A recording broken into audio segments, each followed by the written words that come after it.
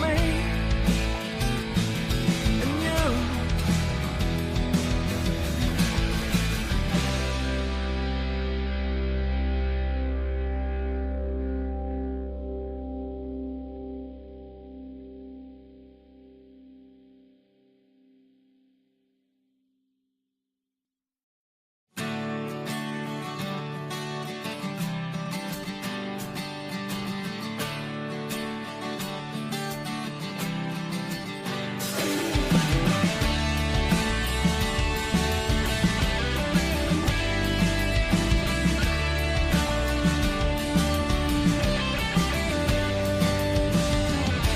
Take my picture with you when you go out west. If you love me, then just say it with your chest. But don't forget about me, yeah, I will do my best. And that's the truth for me and you.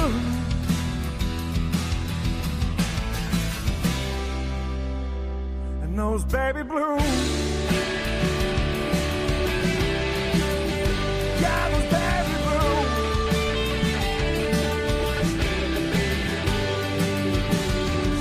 A broken man without a path. A vagrant aimless without a mouth. Took too long breaths and just one more till my lungs couldn't hold another. For you and me. What is crack-a-lackin' Bills Mafia? Welcome to the K-Gun Report, 24/7 Buff Pandemonium. This is your draft special today, guys. A fun show. My name is Scott. I'll be your host for the full draft. We're covering from 7:30. We're going to start early, talk a little bit about what we expect from the Buffalo Bills as well as the other teams that are drafting in the first round. We're going to have a lot of fun doing it. I'm going to have a mock draft up. I use Stick to the Model for my mock draft, and I'll throw up some highlights of these guys that are going up there too. And of course, as always, we're going to get the Bills Mafia involved. I want you to be a part of the conversation, so feel free to join. We're on all social media platforms, YouTube, X, Instagram, Facebook, all that good stuff. Give us a holler. Join the show whenever. Have a couple drinks with us. Eat some food. Do all that good stuff. Let me hit this intro, and we'll be right there.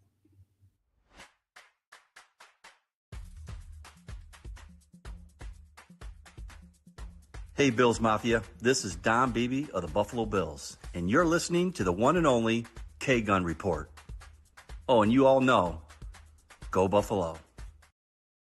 Hey, as I mentioned, this is the K-Gun Report Season 7 Draft Special. We are on the clock. As we all know, the the Raiders are on the clock. They are a mess within themselves. Lots of discussions this year when it comes to the first round. I've done a lot of research. It's a weird year considering I don't think there's going to be more than 2 quarterbacks picked in the first round. It's a weird year considering there might be more running backs drafted in the first round than quarterbacks. And personally, guys, when you come on the show, the comments get involved. It's all fan first perspective. So everything we say is based off our fanhood and what we know of the game.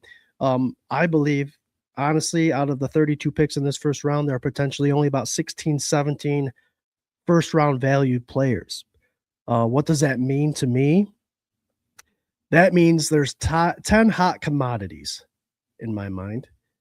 And there are going to be a bunch of teams, I think, that are going to try to trade up into the top 10 to get players that they want, obviously. What that also means for me is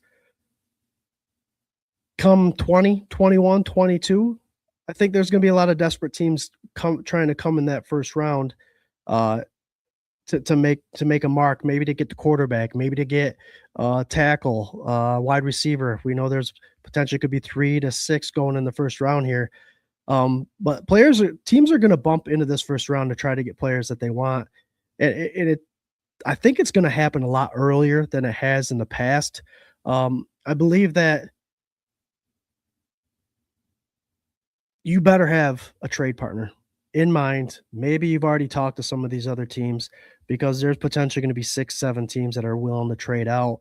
And if you're not partnered up by now, I don't know how it runs. I've never been in the war room, but if you're not partnered up by now, you may be in a little trouble to try to get out of that second. And obviously that's a forced hand, and now you have to draft. Luckily for us, the Bills have 26.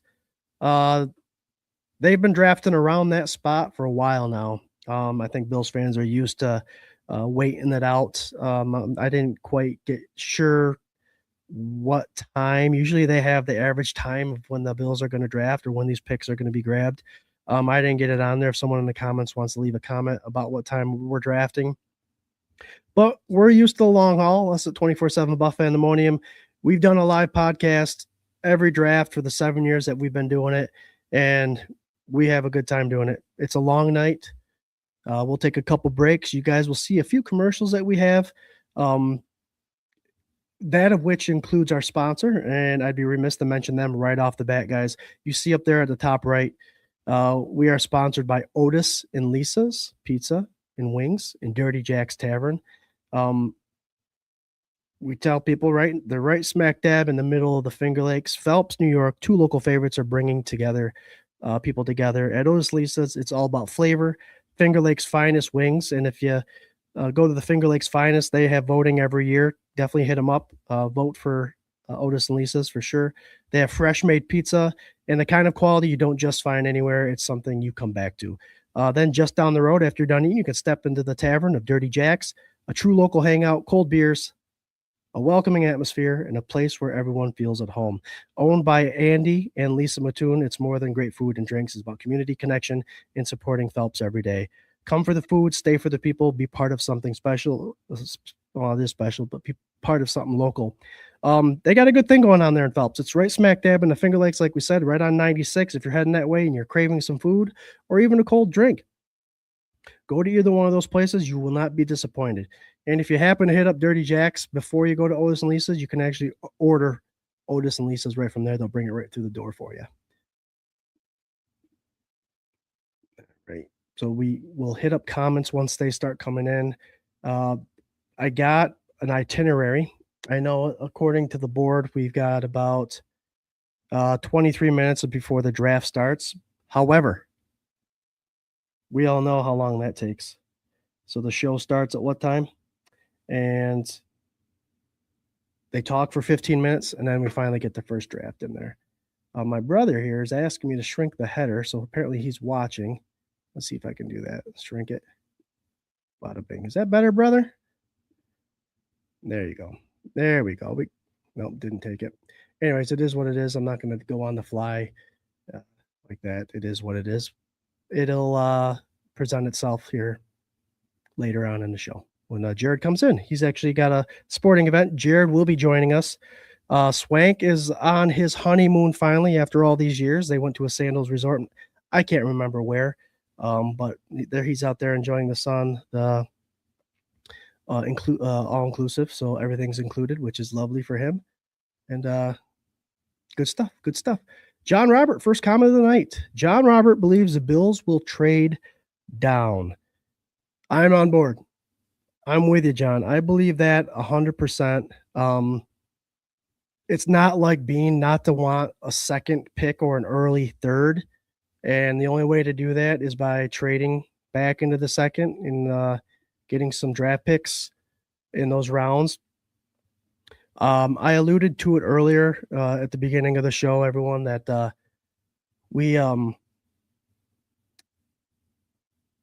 there's only about 15, 17 players, I believe, that have first round value. And if none of those guys are available for the Bills at 26, there's actually quite a bit of talent day 2 and early day 3. So that, John Robert, is a possibility for sure. Not only do you increase your draft capital, but you increase the potential of getting someone that could be a day 1 starter or a significant role player in a backup role, right? Thanks for the comment, John. 2 things I want to talk about, and if we don't get to it before the draft starts, that's part of the deal. This is a 4-hour show, so we'll get to what we can get. But once those picks start rolling in, guys, I have a little fantasy share screen that we're going to be doing. We're going to be picking with these teams, and I'll show you some highlights of these players that they're grabbing. People's lives are changing forever, whether it be the player, the player's family. Obviously, the players on the team that he's joining, his lives will change forever because these picks are significant this first round, and it's a very exciting time. You see, I have the screen in the back. It's in Pittsburgh this year. Very excited for a couple of my friends, Buffalo Spartan and Corey Blaine. He's got the Bills hood now, the new super fan name, Bills hood. If you haven't checked him out, he's got all the gear. It's pretty awesome. So we got some friends at the draft. They got there early. They got into gates early so they can enjoy the experience.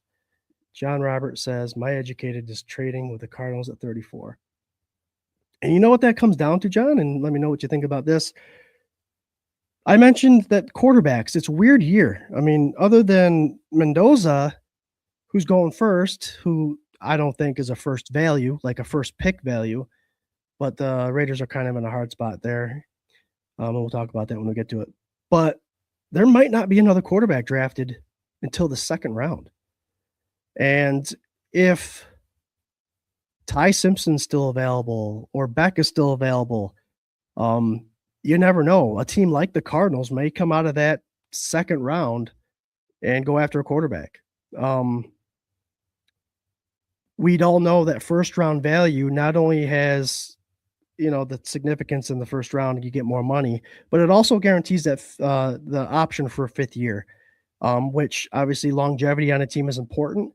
But anytime you get these high profile positions, like a tackle, like a quarterback, defensive tackle nowadays, our edge rushers now are being paid, wide receivers, corners, seems like they're adding more and more, but obviously the more cap space we get, the more significant the price changes are going to be. But those big time cap hit positions you tend to see go in the first round because, again, that fifth year option. So teams will come in, try to trade to get back into the first, get their quarterback, get their tackle, their wide receiver, whatever it may be, to try to gain that fifth year option, being that to be the first round.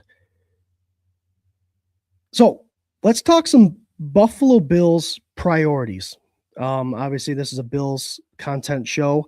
We will be talking about all teams. We hashtag the NFL draft, hoping that we'd get fans from everywhere joining in the conversation. But this show is just as much as it is yours, guys. So chime in if you're watching and you're a fan of another team. Let us know what you think. Bills priorities. And I went through my list today trying to decide what would be the first topic of discussion. And seeing many mock drafts coming out because people are getting really excited, obviously. I'm seeing more and more wide receivers being picked with at number 26. I've even seen people trading up to get a wide receiver, which I thought was very interesting. So the topic I have would be, has last year's wide receiver obsession carried over the 2026? And let me give you my 2 cents about this. We've already added, I believe on paper, we already have a better wide receiver room than we did last year. Yeah, like my hat, I got my draft hat in, guys. There's my ADD kicking in. Got my pin, draft hat for the draft. On paper, I do believe that we have a better wide receiver locker room at this point. Obviously, it's all got to come out on the field and prove me right, but the acquisition of DJ Moore, and you could say what you want about him. He was with the Bears. He was making a lot of money there. The Bears went ahead and drafted Luther Burden. They went and got Rome Odunze. And then there's DJ Moore, who before those guys came in was putting in significant numbers for wide receiver number one. They brought in Williams, the quarterback, Caleb, a couple years ago. And so this is where my mind goes with that. Eventually, you're going to have to pay Caleb Williams the big bucks. And if he continues doing what he's doing, I think he'll be one of the top 5 paid quarterbacks in the next couple of years. So at some point, you got to make room. Wide receivers are making more and more money. DJ Moore was making 20 plus. I can't remember the exact number, but he was making buku money. You draft these 2 wide receivers, again, high profile positions where you can keep them for 5 years and not pay a lot. But eventually, you're going to have to pay Caleb. You're going to have to pay a receiver and so on and so forth. So I think DJ Moore got the short end of the stick when it came to wide receivers in Chicago. Not because he wasn't producing, but because they're going to have to pay a quarterback eventually. So, introducing free agency this year, we see the trade come in, giving up a second-round draft pick for DJ Moore. And let me tell you what this guy offers. I know we've mentioned it before in shows. I know people that watch content like you are now, you're probably heard it thousands and thousands of times for people that are optimistic about DJ Moore. He's got a complete route tree. He can run all the routes. He runs a 4.4 40 probably still. He's still fast. He's a really good perimeter wide receiver, good at yards after catch, and he's a solid body that can block. Check, check, check. As far as I'm concerned, that's the best wide receiver one we've had in quite some time. And it begs the question, is the Buffalo Bills a team that needs a wide receiver one, or are they more of a scheme wide receiver crew? I tend to believe it's a little bit of both. You don't lead the league in scoring, or you're the top 3 teams in scoring every year. You don't have an MVP quarterback 2 years ago. And you don't continue to make playoffs with the offense that we've had without having people that can catch the ball. They're there. So for those begging for a wide receiver number one, I think we got one. For those saying that he's not a wide receiver one, you got to ask yourself, do we need one? Is it scheme? I think we can argue till we're blue in the face of which one the Bills' offensive scheme provides, but I'm leaning towards a little bit of both, and I believe DJ Moore is probably be the best wide receiver we've had on this roster in a very long time. So we have wide receiver one, DJ Moore. Many would consider Shakir a top 3 slot receiver. So there's your talent there. Enough said. Shakir. We're still on the fence about our friend, Mr. Coleman there. Joe Brady's willing to give him a second chance, third chance, fourth chance. He's pretty excited about it. We hear good things in the off season. His workout program and all that stuff. Hearing good things. Now we just need to see that all put on the field. So now we have that conversation with optimistic Bills fan, pessimistic Bills fans, right? Some want to get him out. Get a value of him right now while you can. Maybe trade a 4th or 5th pick for him while you can. Then some are say, let Keon Coleman play that wide receiver, the Z, wide receiver number 2 position, and see if he can't benefit from playing the CB2 on the other team and maybe even more one-on-one coverages. I'm excited for it all. I'm excited for Joe Brady to be able to unleash an offense I think he was held back on a little bit. And I'm excited for Josh Allen to finally have a wide receiver number 1, a guy in Coleman as well that he's worked with in the past, Shakir. And then you add in our backups, who I think are pretty darn good, on top of Knox and Kincaid. So I'm pretty excited about this offense. I'm pretty excited about wide receiver. And it'll be interesting to see what the Buffalo Bills do. I'm not saying we're not going to address wide receiver in a draft. I just don't think it's going to be the first. I think there's a lot of speed, a lot of size in the later draft, in the later rounds, day 3. But again, we'll see. We're just armchair managers here that are fan first perspective nuts that love the game of football, love our Buffalo Bills. And it's awesome when we get it right. And trust me when I say it, I've been wrong more than I've been right in the draft. We all hope we can get someone we want, but obviously the people that get paid the big money to do the scouting and the report, all that stuff, they have the final say, obviously, right? John Robert, busy. Magicated Gas is trading the Cardinals. Who do you think Bills grab first? It'll be later in the conversation here. How much time we got there, John? It's 7:49 now. I do have a list of 5. I have a list of 5 that I would be happy with, that we'll get to. But you like Malik Benson from the look of it because he can kick return too. Not a bad pick. But we'll get there. I have a list of 5 that if the Bills would get one of these 5 guys that I'll be extremely happy with. I have my 24/7 Buff Pandemonium, the content. I have the little post image already made up with some of these guys. So if I'm right, we can get it up right away. If I'm wrong, I got to get busy after the show. All right. Question. Another big topic that's been going on this year, due to the fact that Jim Leonhard has come in And the Buffalo Bills changed their defensive look completely in regards to scheme. We now run a 3-4 defense. Under Jim Leonard, the more I study up on this guy and do a little research on this man, he doesn't run really a traditional 3-4 scheme defense. Where you do see the 3 down linemen, the 2 outside linebackers, 2 middle linebackers. We've talked in the show in the past about the size of the nose tackle, someone like a Deion Walker. Beautiful size, 6'6", 320 plus pounds. That's the big guy we want in the middle. That's going to hog up all this, the center, inside shoulder of the guards, the 2i, as you heard, if you've heard that before. But the more we get into it, Deion Walker was brought in the size that he is of more of a slasher type guy. He's not someone that's going to hog up all these blockers. Do I think he can do it? I do, and I hope he can, because right now he's our only true nose tackle as far as size goes. But I think that's a huge position of need right now, especially if the Bills go into it thinking Deion Walker could potentially be a 4i defensive tackle, a slasher, lining up outside the guard or inside the shoulder of the tackle. He could be that, and he could be good at that.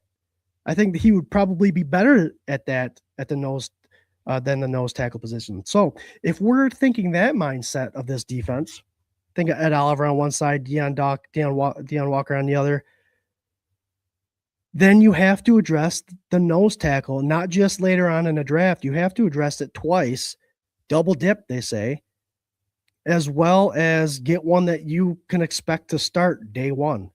So what's that tell you? That tells you pick number 26. Or you trade back into the second round, and that'll also be your first pick, and you could still grab some draft capital. So that's a lot to chew on, I know, but we don't know what these guys are thinking. We just a lot of us can see the roster, depth chart, and all that stuff and make assumptions. But until they're on the field practicing one-on-one, you never know. You never know. And hopefully this draft will, in my mind, answer those questions for us. Dean Kindig. What's up, Dean? Dean Kindig is Buff Fan Bases. If you haven't checked them out, we are part of the Buff Fan Base Network, everyone. They are predominantly on X. They do have a website, thebufffanbase.com, and they also are on Facebook a little bit. But Dean is their draft guru there. He was on the show last week. We broke down a lot of scouting reports and player information, and we didn't do all that great in our mock draft, but we addressed everything we had to address. And I was actually a fan of that. And I joked with Dean after the end of the show. I said, watch, our lowest score in this mock draft that we've gotten will probably be the most accurate draft in regards to how the Bills actually do it in real life. But Dean, it was a pleasure having you on last week. He says nose tackle makes Don and Edo better instantly. So yes, Dean with a little insight there. Thank you, Dean.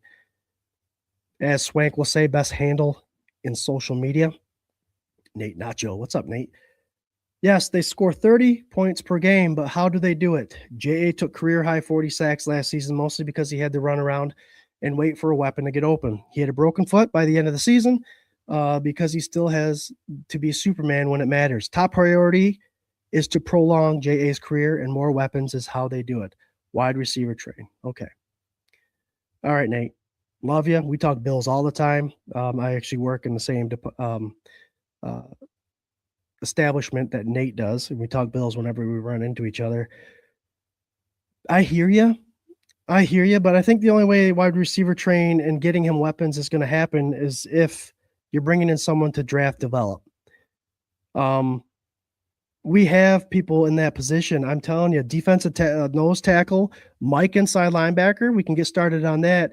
A Mike inside linebacker, generally, guys, we have 2 inside linebackers. Mike tends to be the bigger 6'2 plus, 235 plus linebackers that's able to fill the gaps, able to take on the guards opposite side of the nose tackle when it's running. We do not have one of those yet. We don't have any one of those yet. Our linebackers are 6'1", 220-something pounds. We don't have a Mike.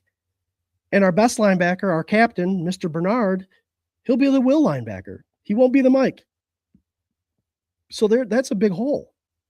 That's a huge hole. We all love Joe Andreessen. We all love Williams, but they're not that guy. So in my mind, nose tackle, a true heavy nose tackle that's going to take on two blocks, and a middle inside linebacker, Mike linebacker, I think is priority. Would it be nice to have those guys and then go after someone like Casey Concepcion? Hell yeah. Hell yeah. Casey Concepcion is, if he's available at 26, is going to be hard pressed to pass on. And I'm not going to lie to you right on the screen here. I mentioned there's 5 guys. If they're available for Buffalo, I wouldn't mind if they took any of them. As much as I'm talking defense, Casey Concepcion is one of those guys. He's one of them. He's a difference maker. He's a special teamer. He's a slot receiver taking Shakir's spot, but that late 26, he is one of my 17 guys that have a first round draft value. You got to take him. It's considered a steal in my mind. However, if any of my other 4 defensive guys are available, I'm going to root for that. Thanks, Nate, for the comment. Must be the brothers on the YouTubes. Hey, Bills Mafia 2026 NFL Draft Shows live. Join the conversation. Let's go. What's up, Doug Augie? What is up, Mafia LFG? That's Let's Go for those of you who don't get that one. What's up, Doug? Doug, one of the OGs. We got a lot of OGs joining us today. Guys, if you look over my right shoulder, you got it all here. Got the draft right here, and then the Sabres games right back there. How dare they? How dare the NHL air a hockey game during the draft? They're going to lose a lot of viewers unless you got 2 TVs. Dean says, bring in Caden McDonald. Dion is your heavy 4-eye, and Ed is your slasher 4-eye. Agree. I like it. That would take Dion, that big body guy, out of the nose tackle spot and put him at the defensive tackle spot. And for those of you who don't know what 4-eye, you're going to hear us say 2-eye, 3, 4-eye, 5. You've heard of 9 wide. Those are all basically telling you where the players are lining up. So when you see someone say a 2-eye, the player would line up inside the guard's shoulder, basically in the A gap. If you hear 3, that's usually head on with a guard. If you hear 4-eye, it's the outside shoulder, inside shoulder of the tackle. 5 is outside shoulder of the tackle, and then the 9 would be outside the tight end. You'll know the 49ers use the 9 wide quite a bit, and we're successful with Bosa and all that stuff. So when you hear that terminology, that's what we mean. The lovely Ellen Lartz. Can't expect Shakir to carry the whole load as far as wide receiver position. Need to get another wide receiver in case he would fit right in if he's not gone already. There you go, Ellen. Thanks for joining us. So again, I told you, I saw today, I think the wide receiver conversation has been coming up a lot more. Maybe the panic button that the Bills Mafia is feeling, it's draft time. Let's get that receiver. But as I alluded to earlier, I think we're fine. I don't think we're ignoring it. I just don't think it's a first round pick for us. I do not. Let me see here. All right. What time we got? It begins in 1:32. Well, we had such a great conversation. We're not going to get to the 2 parts that we were going to talk about, but that's fine. It's all about the draft. We're just killing time right now talking to the fans. I do want to throw this out there since we have a minute before our show starts. Right in the heart of the Finger Lakes, Phelps, New York, 2 local favorites are bringing people together. At Ellis and Lisa, it's all about flavor. Finger Lakes' finest wings, fresh-made pizza, and the kind of quality you don't just find anywhere. It's something you come back for. Then just down the road, step into Dirty Jack's Tavern, a true local hangout. Cold local beers, a welcoming atmosphere, and a place where everyone feels at home. Owned by Andy and Lisa Mattoon, it's more than great food and drinks. It's about community, connection, and supporting Phelps every day. Come for the food, stay for the people, be part of something local.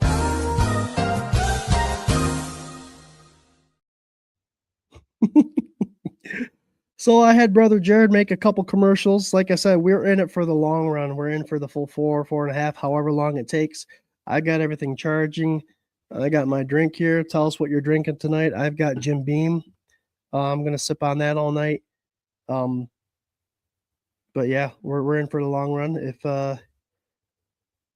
it's a show of pace, so we're gonna take our time. Make sure we hit up all the comments, get you guys involved. We'll get a couple shout outs from our sponsors. We'll definitely take a couple commercial breaks, but it will get more exciting. I do have Stick to the Models mock draft pulled up, ready to go. We're going to pick as they pick. And what I like about them is they give the community's pick for these guys and AI's pick for these guys. And we can see as a group of how accurate we'll be. We'll break it down. We'll do some things. Jared's bringing in fun facts, did you knows for this conversation that we're having today.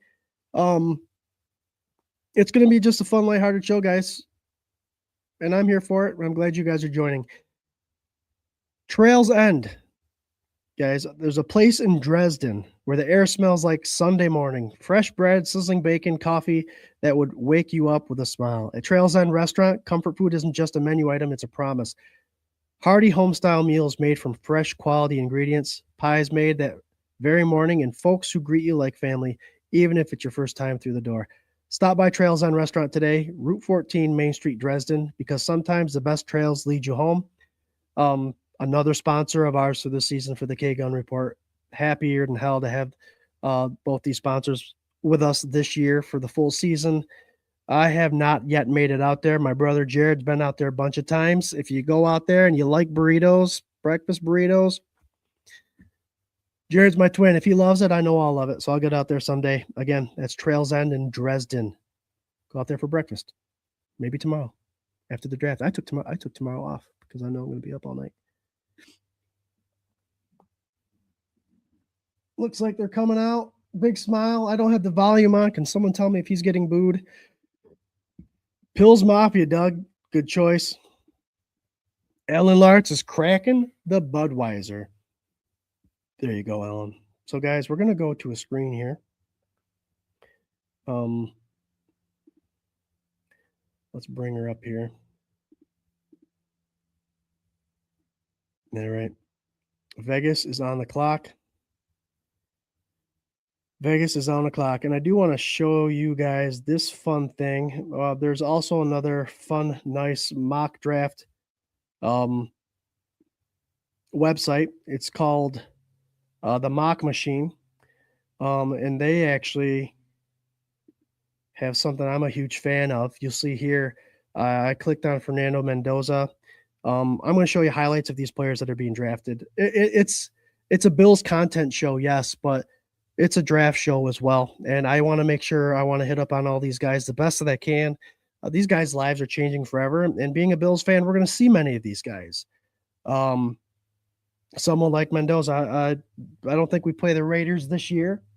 But under the helm there, I think with the leadership of Kirk Cousins being there, he'll be able to mentor this Mr. Mendoza kid. And it'll be exciting to see what comes of this guy. I know college football fans all over, maybe not that of Miami or anybody that's played him in the playoffs, are fans of Mendoza. And the guy carries himself well. He's well-spoken. He's a leader, a true leader. He's got a lot of grit. And I think Raiders fans can be excited to have him on the roster. But we'll see. I mean, last time Raiders picked not the last time, but a first-round pick for the Raiders quarterback, Jamarcus Russell, didn't quite pan out for him last time. So it'll be interesting to see what goes on with that. Yep, and you'll see those videos here in a moment. But until then, let's go ahead and see what's going on. Hayward's on the screen now, guys.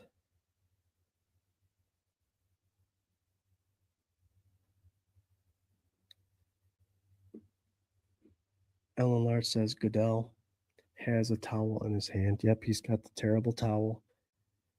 That place is packed. To be there as a Steelers fan, when did the Steelers pick? I have them picking at Interesting. 21. Steelers are picking at 21, and they need wide receiver, safety, and offensive guard. I think the safety and offensive guard will be there for them there. But it looks like the number one priority is wide receiver, which who knows how fast the first three are going to go. For those of you just joining us, welcome to the K-Gun Report, 24/7 Buff Pandemonium's K-Gun Report. It's the draft special. We'll be here all night, sipping on cervezas. I already had dinner more times than not. Last couple of years, we've had Otis and Lisa's delivered to Swank's place where we watch and eat there. But yeah, come hang out with us. You can catch us on all social media platforms: YouTube, X, Facebook, Instagram. The K-Gun Report generally goes live every Tuesday at 8:30 p.m. Again, part of the Buff Fanbase Network, sponsored by 26 Shirts, as well as our new year sponsors this year, Otis and Lisa's Pizza and Wings, Dirty Jacks, and Trails End. It's a beautiful thing. So, the Raiders have the first pick, and I'm not going to be the only one guessing. Jared won't be the only one guessing when he joins. Give us your thoughts on the Raiders' first pick. I believe, and I'm going to share my screen now again because I like to do that. I believe that it's going to be Mr. Mendoza. And like I said, I am using Stick to the Model. You're on the clock. The Vegas Raiders, it looks like the community, which means the amount of people over these months that have done these mock drafts as a group, all believe that Fernando Mendoza is the pick. And would you believe AI also believes that Fernando Mendoza is the pick? If I go over here and click on this screen, he's a quarterback from Indiana, 22 and a half years old, 6'4", 236 pounds, runs a pretty good 40. We got his metrics here from the combine. Green obviously is a higher percentile. They're on the clock, 6:49 remaining. You think he would have already gotten a call already. But his measurables are good. His stats in Indiana, they're not going to have them there. They're the career totals. Look at that interception to touchdown rating. That's pretty amazing. So we're all going to watch together. I absolutely love how they take the full time to pick these kids. I understand sponsorships and commercials and all that stuff, but they got 6 minutes on the clock. The Jets will be picking next. Again, we will show you some Fernando Mendoza highlights. There, he's doing the RPO, not afraid to lower his head. We know someone like that in Buffalo that does that very well. Here's another RPO pass. Nice. He's got a receiver, Omar Cooper, that is one of the highly targeted receivers in this draft this year. Possible first rounder. And, many times, if you got a quarterback of this caliber, you've got a receiver at high caliber as well. You see this time he's hitting Surratt. I have him a second or third round. There you go. There's a nice pass. You see the teams they're playing. They're picking on some weak teams, it looks like here. Look at the score already. But good quarterback, good head on his shoulders. I do believe that he is someone that will benefit big time with Kirk Cousins.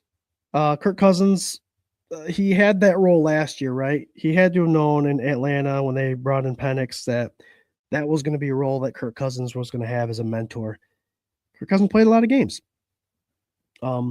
He keeps getting paid too, which is amazing.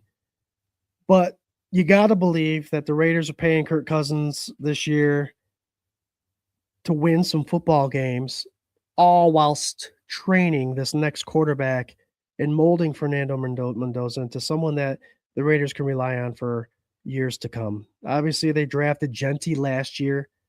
So they've got the running back. They've made a lot of moves other than Kirk Cousins. They brought in Kobe Dean and Kwity Paye and Quay Walker. All starters on defense. I think that automatically improve your defense. And they paid, I believe he's the highest paid center in the league now, Tyler Linderbaum. And a lot of people say they overpaid for him and all that stuff. But listen, if you protect Kirk Cousins and Genty has one of his better years rushing in the league, money well spent.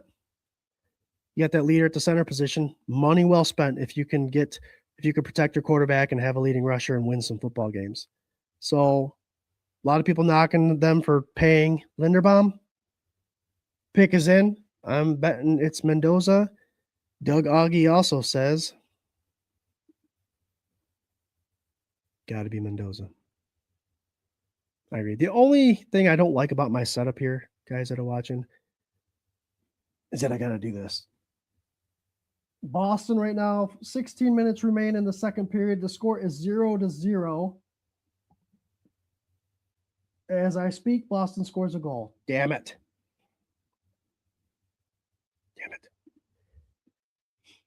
Ellen Lart says every team uses the full time for the first round, usually because they get added attention to their season situations. Yep. And they're also paying these pundits a lot of money to talk. So a fun game Jared's going to play when he gets on. He should be joining us shortly. I haven't got an update yet, but first round, NFL teams' best first round picks. And some of them are pretty obvious, guys.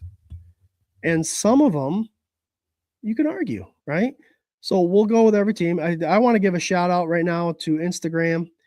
We've got a hell of a showing right now. Colton NV joined. Hit Factory has joined us. Finger Lakes Mafia, the Braden, Liz, Zaz, Casey Concepcion, he says.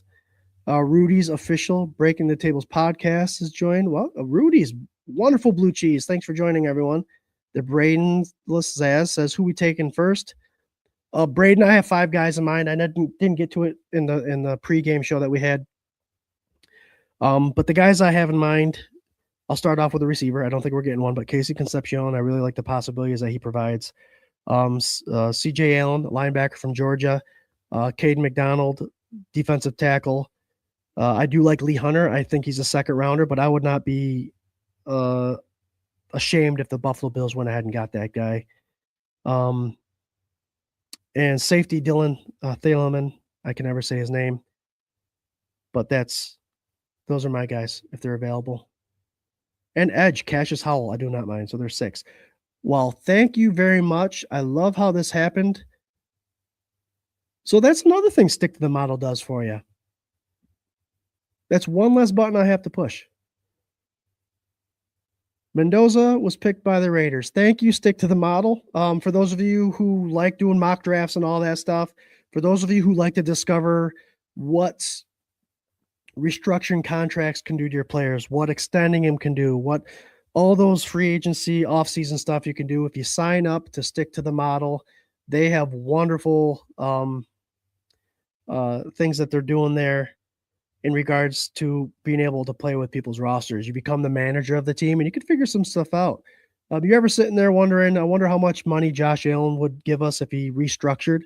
Well, you can go to this thing, be the manager, restructure his deal, and it gives you a pretty damn close number. So it's good stuff. You wonder how people know all this information. They've got AI and all that stuff that are going on here. Wonderful, wonderful, wonderful. I do have a ticker. And you'll see 24/7 Buff Pandemonium's top 30 available. Again, fan first perspective show, guys. The list is my list. I have my thoughts on who's a better player. Again, Mendoza's the 5th best player in this class. But he's gone. He's gone. So you know what I'm gonna do? Just so we can keep it easy, I'll go ahead and take him off the list here. That way we know who's left. There we go. I like it. I like it. All right. We got our 30 going there.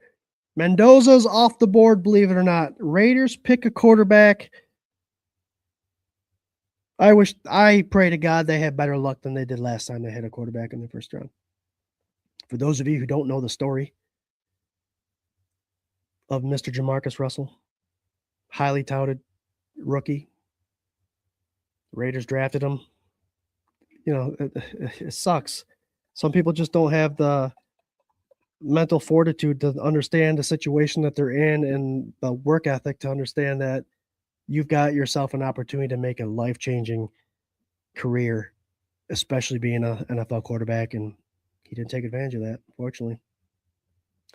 unfortunately. So what Jared's going to do, guys, is he's going to bring us, when he gets here, the team's best first-round draft picks. And Raiders, who do we have for the Raiders? I made up a list. Who do I have as my Raiders? Okay, I have a list of Marcus Allen, Tim Brown, Gene Upshaw. Gene Upshaw never got to watch play, but you see highlights. You see that he's one of the best guards in the NFL, AFL. A lot of websites I checked do have him as the number one, but you can't argue against Marcus Allen or Tim Brown. You really can't. So if I'm to pick someone, never got to see Gene Upshaw play, but I did get to see Marcus Allen. I like the way he ran. He ran straight up and down, played for the Kansas City Chiefs, which is fun, playing for a rival.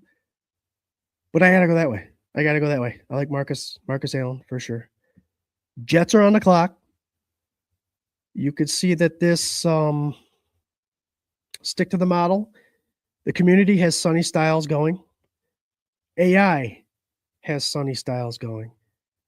So before Sonny Styles gets picked, you know, I'm not going to do that. I was going to play Sonny Styles' video. What I'll do is I'll play the video when they draft him. I got my video from the film room, guys, in the Mock Machine website. They have highlight videos of everyone, and you'll see if they pulled from YouTube or anything like that, you'll see that those whoever created the video would be recognized. So give them some credit. They've done a lot of work. They've done, I give people credit for YouTube creating videos. They do a good job. So who are the Jets happy about? The pick is in. Pick's been in.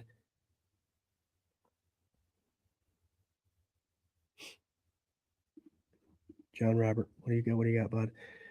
David Bailey is next, is my guess. I have Arvell Reese. I also have David Bailey is my top. I also have the Jets. They lost Justin Fields. They signed Chukwuma Okafor. Defensive back Andre Cisco. Quarterback Geno Smith has returned. There's been a Geno Smith sighting that went to the Jets. David Bailey. Very good. Who guessed David Bailey? John Robert? Good job. So, David Bailey is picked. And I do want to... He's a Texas Tech edge. Let's see what he's got to offer. They're going to highlight him there. David Bailey. Quick off the edge, as you see. Very good, solid guy. Looks like they're running a 4-3 defense there. All right. There you go. Look at him push that tackle back. Granted, it's a Kent State tackle. We won't take anything from that. But my number 2 guy is off the list. Arvell Reese and Sonny Styles are the next 2 on my list. 2 guys from Ohio State, 2 guys that both ran for 640s. Amazing. But I like what I'm seeing here out of David Bailey. You see a 4-3. They got the 2 outside guys. Strong guy. All right. He looks like Deion Dawkins is going to be having to take care of him.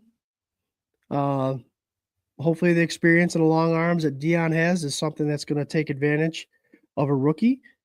But I did have the Jets needing edge, cornerback, and wide receiver. Looks like they went right away with that edge. Good for them. Let's go back to this. Stick to the model. All right, so Arizona's up. Arizona is one of those teams that a lot of people have us trading back with because Arizona owns like the 34th pick. I have on here, they released Kyler Murray. They signed Devin Duvernay, wide receiver Kendrick Bourne. So they grabbed 2 wide receivers. They also signed Gardner Minshew, who's always been a quarterback to hold the ground until someone else comes in. They did grab Atlanta's Tyler Algier. Stole a whole bunch of touchdowns from me, from Bijan Robinson. So they did that. I have offensive line, edge, and quarterback. Offensive line, edge, and quarterback. I don't see them getting a quarterback here. I also don't see them getting an offensive line here. This is where I see Arvell Reese leaving us.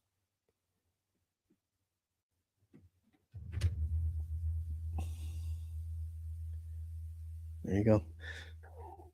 3rd pick, Arizona. I have Arvell Reese. Jared has best first-round draft picks that ever come out of Arizona. Let's see. I have Larry Fitzgerald. Would you agree? Those in the comments. Arizona Cardinals, their top first-round pick ever in NFL history. Got to be Larry Fitzgerald. What do you think? John Robert says next is Arvell Reese. I agree. Ellen Lart says Bailey put on the hat and smiled like Max Hairston. Hell yeah. Uncle Jamie has joined the group. What's up, Mafia? What's up, Uncle Jamie? Draft a Buckeye or trade down? Uncle Jamie, give us a few Buckeyes that you think will be available at 26. I'm listening.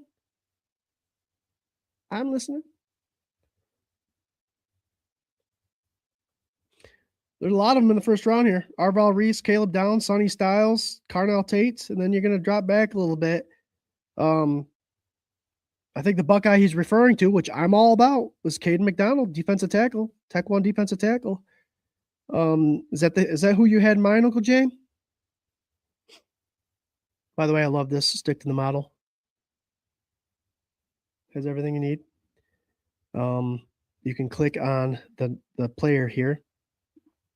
It'll give you a breakdown. 20.6. He's a young edge rusher from Ohio State.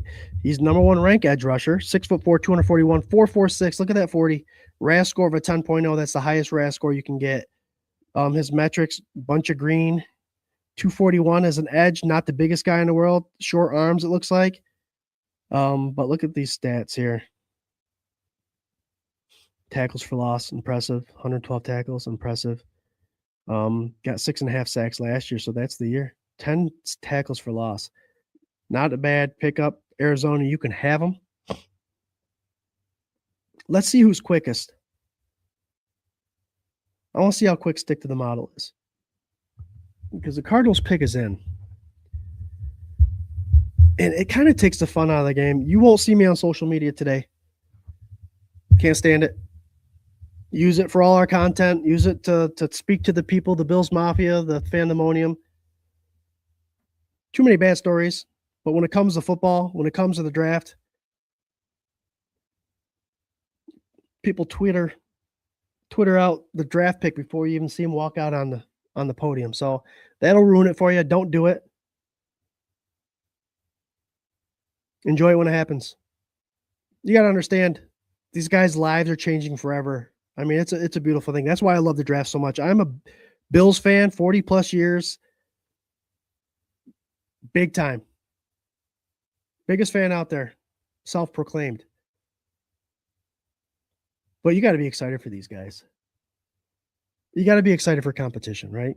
It's the only reason the game is played is for competition. You want your rivals to have a good team. As much as fun as it is to watch your team win a division year in and year out, I'm liking the fact that the Patriots are good. Kind of laughable that Miami and the Jets are doing what they're doing. But you need someone. You need someone in your division that's making it fun to hate.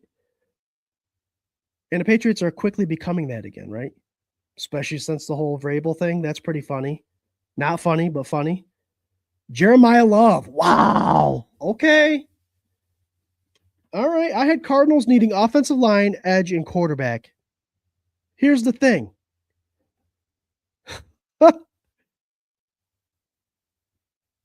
Here's the thing. And I'll say it probably a couple times today. You want to know why the Cardinals are picking third? It's because of dumb decisions like that.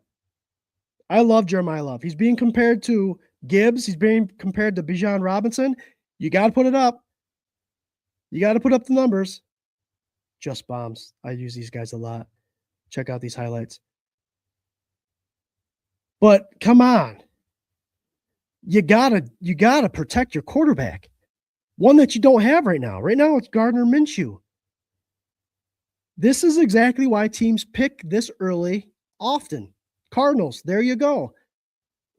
You got to go after line. You got to address your offensive line. You got to protect your quarterback. It starts there. You know, you got to ask yourself in this draft, are you going to go after quarterback and force yourself to get a quarterback? Or are you going to build something to bring a quarterback into? That's, I guess, what you got to do, right? So right now it looks like the Cardinals are what? I don't think Marvin Harrison's happy there. There's been rumors of trading him all year. Look at him. Jeremiah Love. Beautiful. Good running back. I'm a Notre Dame fan, so loved watching him run. But you got to address your offensive line. I'm not sure what the Cardinals have done in regards to the offensive line. But Minshew is going to be running for his life, and so is their running back. We got the Titans up next. I actually had the Titans getting Jeremiah Love. The Titans this year signed KJ Osborne, Wan'Dale Robinson, brought in our quarterback Mitch Trubisky, defensive lineman John Franklin Myers, running back Michael Carter. They released Ladarius Sneed. They had a trade with the Jets for Jermaine Johnson. That's right, they got rid of T'Vondre Sweat. And a trade with the Cowboys to bring defensive lineman Solomon Thomas. I have Titans need offensive firepower. That's all I wrote there. So let me go to my list here.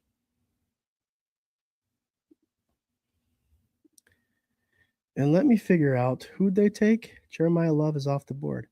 Who's my number one receiver on the board? Who's my number one offensive player on the board? That's got to be, okay. Titans need a line. Do the Titans need a line? The number one lineman right now would be Francis Mayoga. Look at that. Tennessee's number one. According to Stick to the Model, the community says Carnell Tate. AI model says Arvell Reese. Scott says offensive talent. I wouldn't be surprised if they traded back here, if I'm going to be completely honest with you. I think Tennessee was going to go, fan first perspective, this is just what I think, guys. Join the comments if you have anything else to say about it. I had them getting Jeremiah. So that's already a wrench thrown in there. Running backs, though. They're increasing their value again. They kind of plateaued a little bit as far as value, as far as money wise, right? Not importance of having a good running back. I'm talking about money. We signed our running back, right? James Cook. We signed James Cook to a well-deserved contract. Got the rushing title. There's 3 or 4 other running backs that are making more than him, ranging between 15 and 20 mil. Is this kind of obviously Jeremiah is a special kind of talent, but if we see, and again, I'm going to come over here because this website is pretty awesome. If we see someone like Jadarian Price, Mike Washington, 4.340, if any of these guys come off the board in the first round, you got to think that running back is making a name for itself again in the NFL.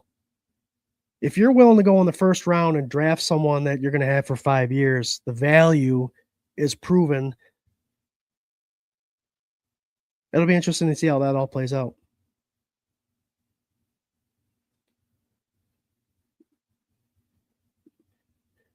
What's up, Alberto Rivera? Says, hey, everyone, go Bills. Can't go wrong with a Buckeye. I think everyone likes Caden McDonald. Ellen Lart says, sounds like Cards are taking best available athlete with regard to their own real needs. Yeah, well, they sure did. And Ellen, that's why they're picking top 5 every year. Jamie Norson believes it's going to be Tate. We shall see. Did anybody see the timing of this? I wasn't paying attention. Does my stick to the model, again, awesome website, guys. They do mock drafts. They also do a bunch of this stuff. Look at, if we believe it's going to be Tate, give me Tate. I can click on them and find some of these measurables. 6 foot, 292 pounds, 4'5", 340, not the fastest in the world, but you can get metrics as 40 time. Big hands for a wide receiver. Look at that. You can get his stats. They don't have his stats right there, but they got his career stats. Impressive, 77.9 catch percentage. Impressive. Very cool. Carnell Tate's gone. All right. Offensive weapon for Ward. Offensive weapon for Ward. Not a bad pick. Like I said, I thought that pick was going to be Jeremiah Love, but the Cardinals stole it. Titans draft their next wide receiver in Mr. Carnell Tate. And you best believe that your boy here has Carnell Tate highlights. Double coverage. Beautiful. Jamie Norson right on with Tate. Or did you see it before it came out? He said, told you. Goal! So we are watching hockey. Buffalo and Boston are tied at 1. 8 minutes left in the second. Ellen Lartz, Tate's wide receiver all 4 years. Best stats. There you go. There you go. If you guys pay attention to my ticker, 24/7 Buff Antimonium has their top 30 available. Arvell Reese, Sonny Styles are still available. I am surprised we are at pick 5 now. Oh, man. I got a bunch of Giants friends. They got rid of their first rounder, or they traded Sexy Dexy Lawrence to the Bengals for a first round pick. They signed guard Daniel Fowler, wide receiver Darnell Mooney, linebacker Tremaine Edmonds, ex-Buffalo Bill, and Anthony Johnson, defensive back. I have the team needs as offensive talent. I think the 2 most talented guys on offense are gone. Defensive line and defensive back. However,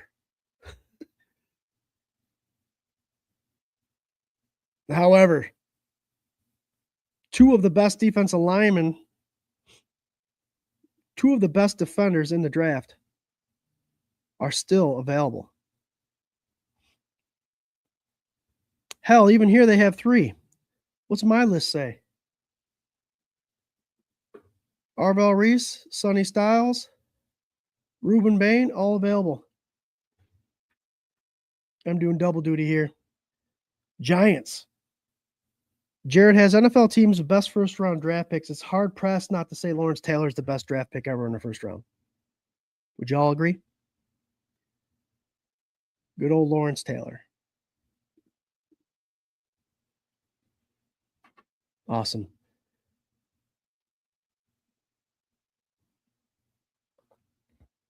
Stick to the model.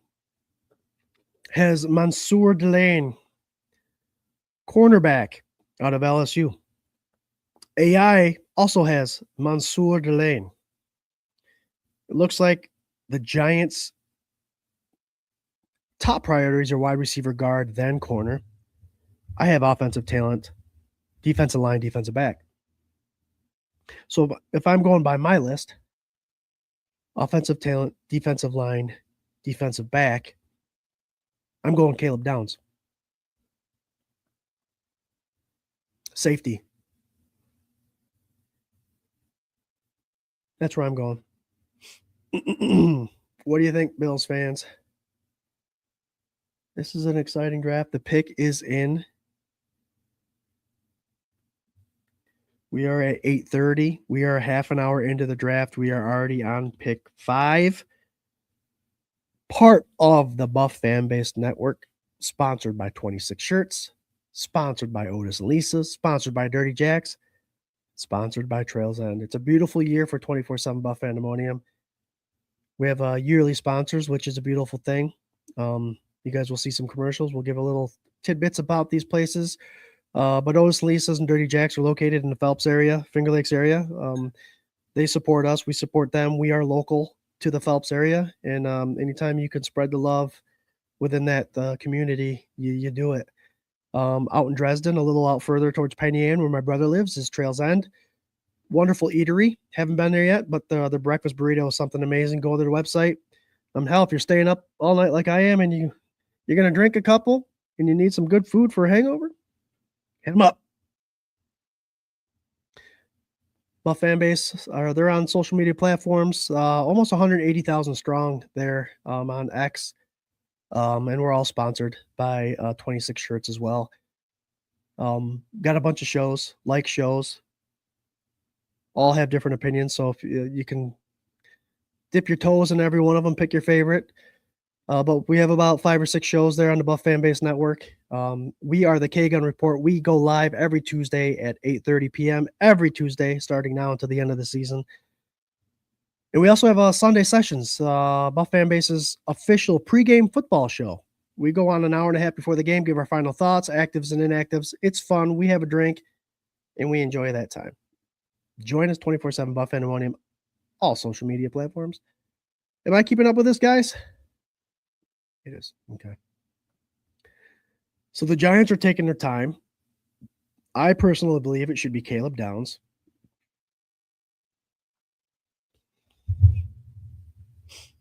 Special shout out to the 1,276 of you guys following us live. Wouldn't be here without you, and we've dedicated these shows to you guys. We wouldn't be here without you. My son, who was going to be out here with me so he can watch the Sabres back there, I told him that the TVs wouldn't be on sound. He wanted to come out here and enjoy the draft with me, but we're doing a show, and when I told him there's going to be no volume, he's like, "Can I just watch it inside?" I was like, "Yeah, bud.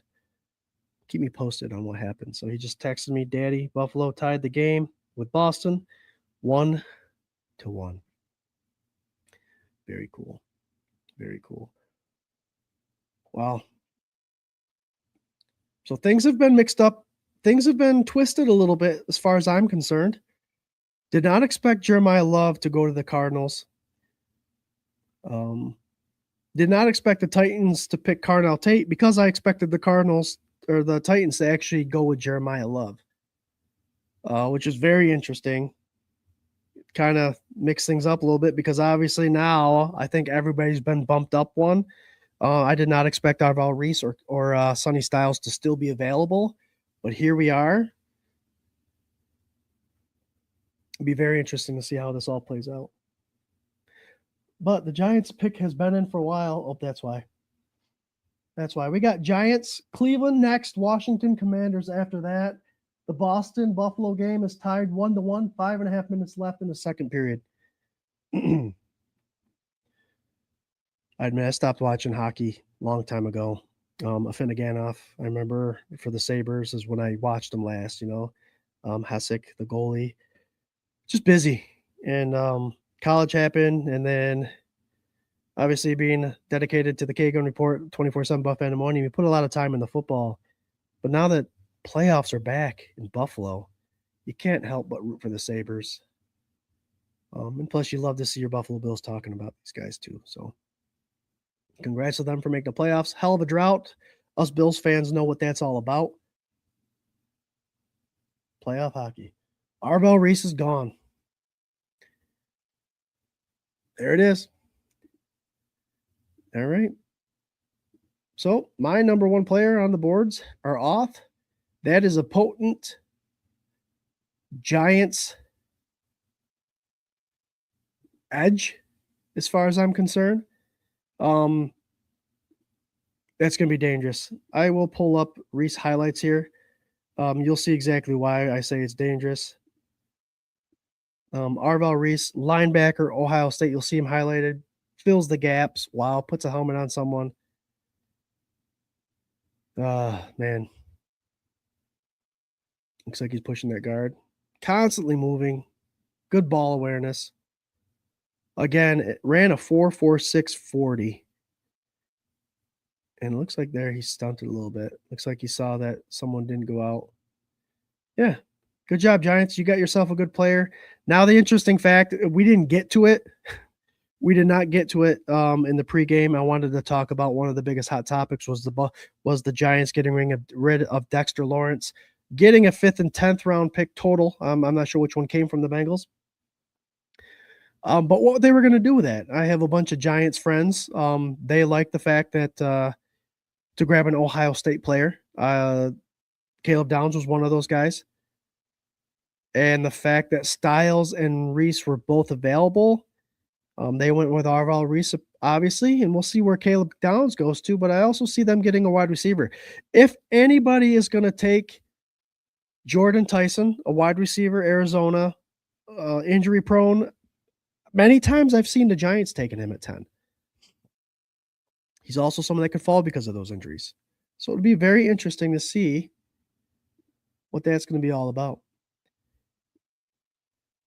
Jamie says, I'm donating a shirt next week. Justin had some family issues. Yes, a shirt that shows Josh Allen. It's not X-rated. It's R-rated. It's a fun shirt. We'll be donating it for a giveaway. Barnaby was my favorite since Jamie. Oh, shit. Cleveland just traded to Kansas City. Oh, damn it. So let's make this happen. Let's see how on the fly I can do this, right? So I'm going to go to my Stick to the Model website here, guys, and we're gonna share the tab here. I'm going to make a trade. Let's see if it lets me. And do we know what they gave up? You know what? They're probably going to do it. I'm not going to do it. Stick to the Model has been doing everything for me, which is beautiful. It makes it so I don't have to push the buttons. So let's see if they do it. Who did Kansas City come up and get? I have the Kansas City Chiefs. They signed Kyle Elam, an ex-Buffalo Bill. Didn't make it there. Didn't make it to the Cowboys. Amari DeMarcado, running back from Arizona. Kenneth Walker. Obviously, they grabbed Kenneth Walker, Super Bowl MVP. I thought that was a great pickup for them. They released false start Jawan Taylor. I had CB, edge, wide receiver, and offensive line. CB, edge, wide receiver, and offensive line. So, who are the Chiefs going to get? The only edge I have is Ruben Bain. Mansour Delane, I have as a cornerback. And you know, your boy there, Mahomes, got hurt. The best offensive lineman is still available in Francis Mwagwa from Miami. Let's see his tangible. 6'5", 329. A RAS score, which is basically an athletic score, guys. 8.8. That's a wonderful score. Metrics, bench, strong. Where is it? Man, it's a big boy. 20, so he'll be 21 when the season starts. Interesting. But I'm betting they want to protect. They got rid of Jawan Taylor, right? So I'm thinking they want to protect Mahomes. We don't know when Mahomes is coming back. Justin Fields is there. You want to protect the quarterback regardless, right?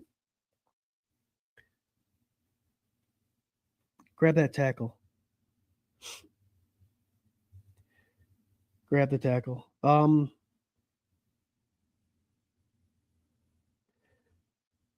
I had them actually potentially getting Kenyon Sadiq, Oregon tight end, if they stayed right where they were. Mansour Delane. Okay. All right. So they're fixing their defensive backfield issues. Mansour Delane. On mine, I have him as the best corner available. So looks like they were wanting to get rid of that corner or make up for their loss of the corner. He's my 10th overall on my power list here. I'll take him off. We'll save that and go ahead and do that, and we'll have my tracker going again. Very good. Okay. Well, I'm glad I think they need offensive help. So it'll be interesting to see how they address that later on in the draft. Mansour Delane, cornerback out of LSU. Just Bombs Productions is showing this video here. Let's see what we got. Thinner guy, LSU. Kansas City. NFL team's best first-round draft picks. Let's see here. Chiefs. Where do I have the Chiefs? I had Derek Thomas, I believe.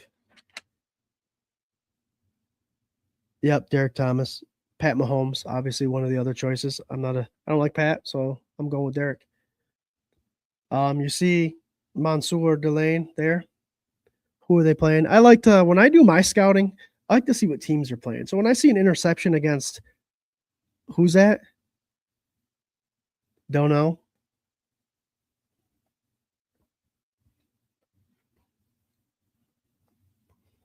Came out of his zone, recognized the pass. Cornerback receiver went down in the slots over here, and he drifted to where the next highest guy up was. Boom. Smart. Cover 3. All right. Chiefs have done a very good job. Chiefs have done a very good job in their draft as far as corners go. Trent McDuffie. They've done a good job. And I'll be pissed off, I'll be honest with you guys, if they turn Kaiir Elam into a formidable defensive back. Bills had him. Bust. Traded him to the Cowboys. Bust. And now that he's playing with the Chiefs, we hope that he busts just as bad. But we saw it here. The Chiefs trade with the Browns. I wonder what they got for it.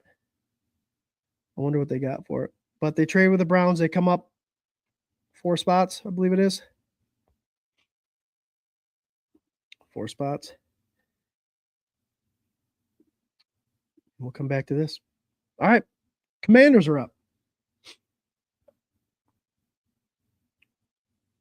Stick to the Model has Commanders, the best lineman available, Francis Moaga. The AI has Ruben Bain. I haven't been paying attention who's been more accurate. I will tell you, one of my best friends, Josh Davies, is a Commanders fan. Haven't talked to him in a bit, so I didn't get his take on this.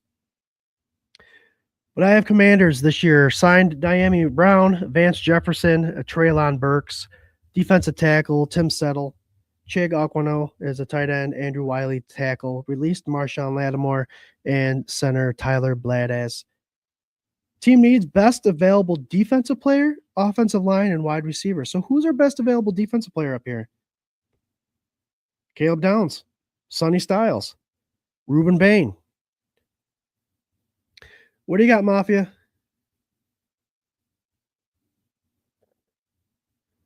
What do you got, Bills Mafia?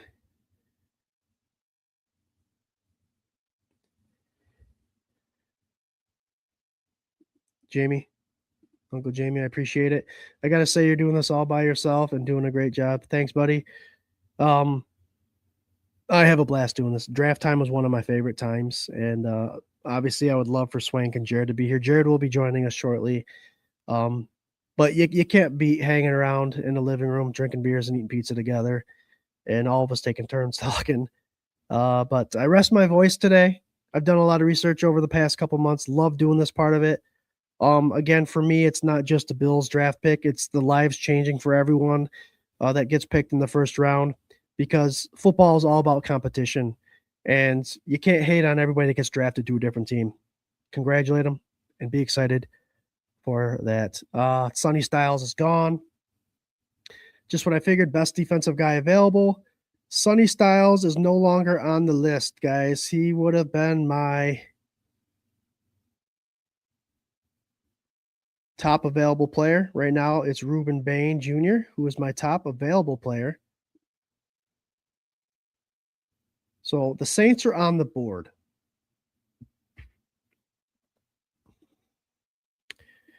Which means it's time to share this Styles highlight. Linebacker, Ohio State. Now, Arvell Reese was just taken. You see Styles dropping back into the zone. Boom. Sure tackler. Good job. It was fun watching these guys in the combine, Styles and Reese. They obviously worked out together as linebackers. Definitely hold each other accountable. Watching them run the 40, it was funny because I believe Reese may have got the slower time after the first run. Styles got the 4.6, and he was cheering on Reese, and Reese ended up getting the same exact running time. So it's fun to watch those guys keep each other accountable and competitive. But now they're playing on different teams. They'll never see each other because they both play defense. But I'm liking what I see in Styles. He is someone that I knew wouldn't fall to the Buffalo Bills. He is someone that was definitely ranked high as far as linebackers. Dropping back in his zone in the flats. Recognition of the tight end. Very good. Very good. Good defender. Commanders got a good defender there. Like I said, my needs for the Commanders was best available defensive player, and he was the best available on my list.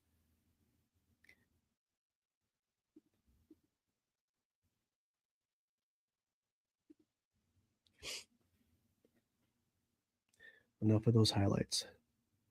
Very impressive. I like what I see. All right. The Saints are on the clock. Who'd you all have for the Saints? Off-season, ready? They signed Zach Wilson, quarterback. They took David Edwards from the Buffalo Bills as their offensive lineman. Caden Ellis, a linebacker. I believe he came from Denver. Noah Fant, tight end. And Dylan Rendu's guard.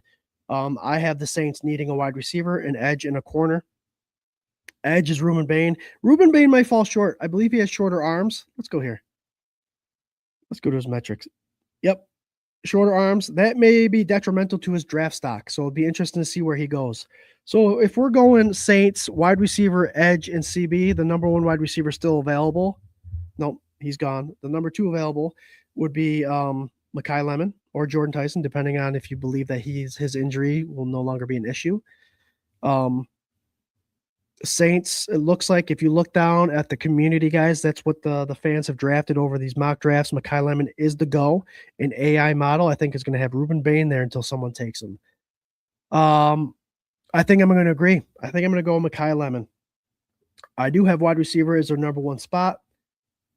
And to go off what Jared created for the team's number one first-round draft picks ever, where do I have the Saints? Oh, I remember this guy. This guy's career ended about the same time I started watching football. Offensive lineman William Roaf, Hall of Famer. Obviously, you can't beat that. Kamara is a great pick, but Roaf he did the offensive line thing for so long. A lot of all pros, a lot of Pro Bowls.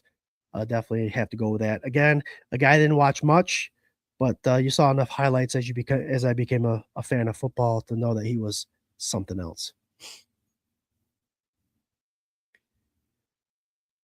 It says the pick is in.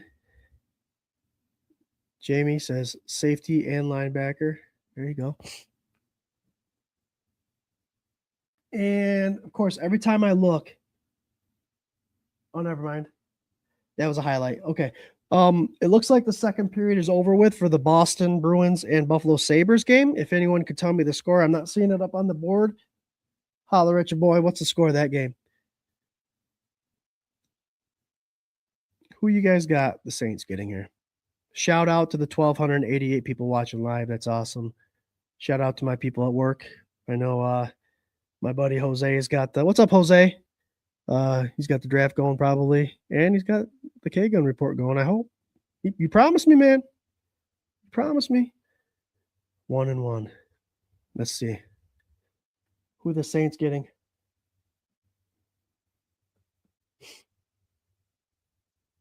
We got some silence here, so Jared will be joining us shortly. He's got the link, so just waiting. His little guy plays lacrosse. They got sports. He's got 4 kids, just like I do. Busy. Yeah, there's Jose. Speaking of the devil, Jake's going to do something here. I don't think they needed the trade for that. I agree, Jose. But they did, and I don't mind them doing weird things like that. If anybody could throw it out there, what did the Chiefs give up to move up? Hopefully they gave up a lot.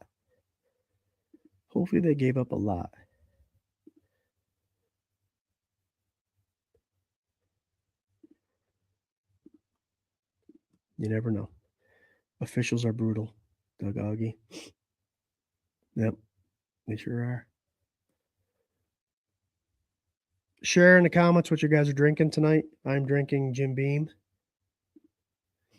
I definitely want to hit up the Instagram. I apologize for Instagram people. We have an amazing following tonight on Instagram.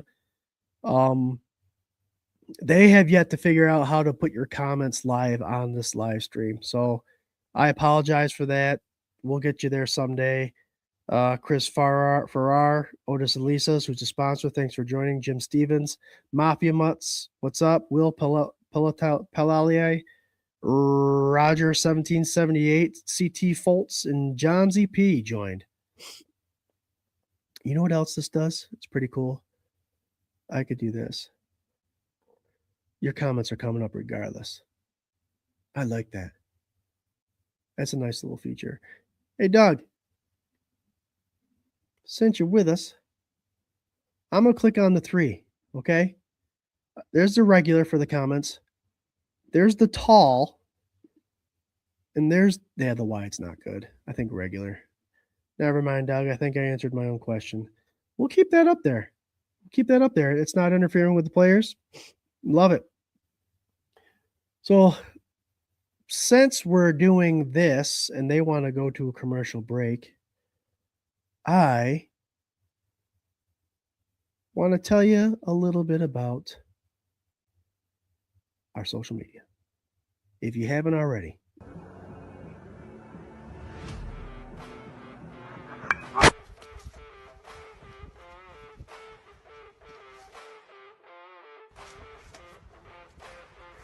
Nice throw, Josh. Join 24/7 Buff Fandemonium on all social media platforms. Go Bills.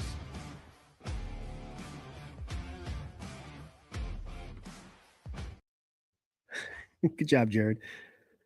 Yes, we've been a group now for a little over 7 years. The social media pages started our cousin Justin, real estate guy, was in the military. God bless America. Thanks for all that have served in all categories. We wouldn't be able to do this without you.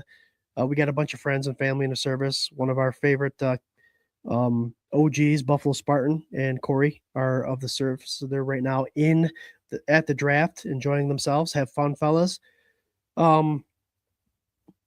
But he said, yeah, I started a website. I started a Facebook page group. Can't keep up with it. You guys want to do it up? And it was a Bills Mafia one. We got creative, came up with 24/7 Bills Fandemonium, and then we changed it to Buff Fandemonium for copyright stuff. And then one of our buddies, Justin Swank, loved the Buffalo Bills. We would talk at bars till 3 o'clock in the morning about the Buffalo Bills. And Jared and I wanted to do a podcast. And Swank had already been, I was going to say they have Kansas City there, but that's not Kansas City. That's Cleveland's pick. Jordan Tyson gone. Wow. Okay. Surprise. Let me continue the story. We talk Bills football all the time. So a guy that was tech savvy, we knew was in a band, Endless Mountain Derelicts, play Endless Mountain Mondays every Monday, and they're hitting up the Finger Lakes area wherever they go. Hit them up. Great music, country rock. From the hill. It's a combination of all this stuff. Swang bangs hard, man. And I tell you, wrong choice of words, but it is what it is. We asked him, hey, we're going to start doing a podcast. And he jumped on board. We already knew we had a good relationship with him. We already knew that the banter back and forth of Bills talk was there. And we took advantage of his knowledge of the Buffalo Bills and his knowledge of tech stuff. And it was a marriage that we're enjoying 7 years later. We got the Kagan Report that goes live every Tuesday, 8:30. And we also now have a pregame show, all official part of the Buff Fan Base Network, that we do a pregame show, Sunday sessions. Jordan Tyson, very interesting. Went a lot earlier than I thought he would. He's from Arizona. Injury aside, Bills fans, if he didn't suffer from many injuries, he would have been a receiver that would have easily gone top 5. Mock drafts had him going top 10. Many more had him going late because of his injury history. Saints felt the need for a wide receiver. Very good, Saints. You got yourself a wide receiver. I'm going to show you a highlight film of Mr. Jordan Tyson.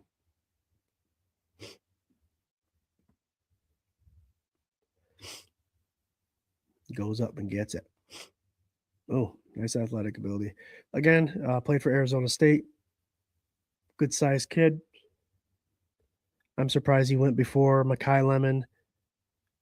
But this should be interesting as far as how this draft further goes on. We always see a wide receiver start to be taken. It seems to be that one position that once someone starts taking a wide receiver, then everyone else starts to panic.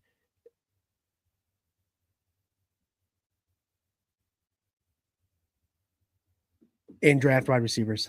So I have 2 receivers that are still better than him, only because they're more reliable. Best ability is availability. But if he could stay healthy, they got themselves a winner there from Arizona State. Jordan Tyson. Very cool. Who's up next? It said Kansas City on my thing, but I know Cleveland traded.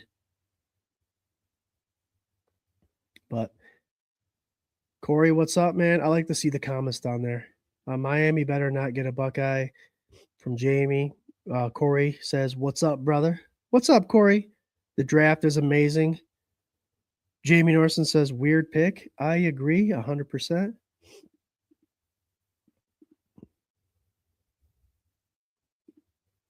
Bailey put on a hat and smiled. Yep, I saw that comment earlier. Thanks, Ellen. Miami, Jamie. We already read the comments, but let's get them big up there. How cool is that? What's up, brother? What's up, Corey? Hood Mafia. I think that's his new name. Uncle Jamie, I agree. It is a weird pick. But impressive highlights. Again, Jordan Tyson is someone that, if he can remain healthy, oh my gosh, he'll be dangerous. Now we got to ask ourselves, who's going to be the quarterback there? How? I'm not asking how. I'm saying his name. Zach Wilson's there now. Big time interesting to see how they play this one out. Big time interesting. So since the Saints just picked, we said William Rowe, Jared, we're playing this game. Cleveland is up now. Don't let the screen fool you. Cleveland is up. Hold on. My TV just went bonkers here.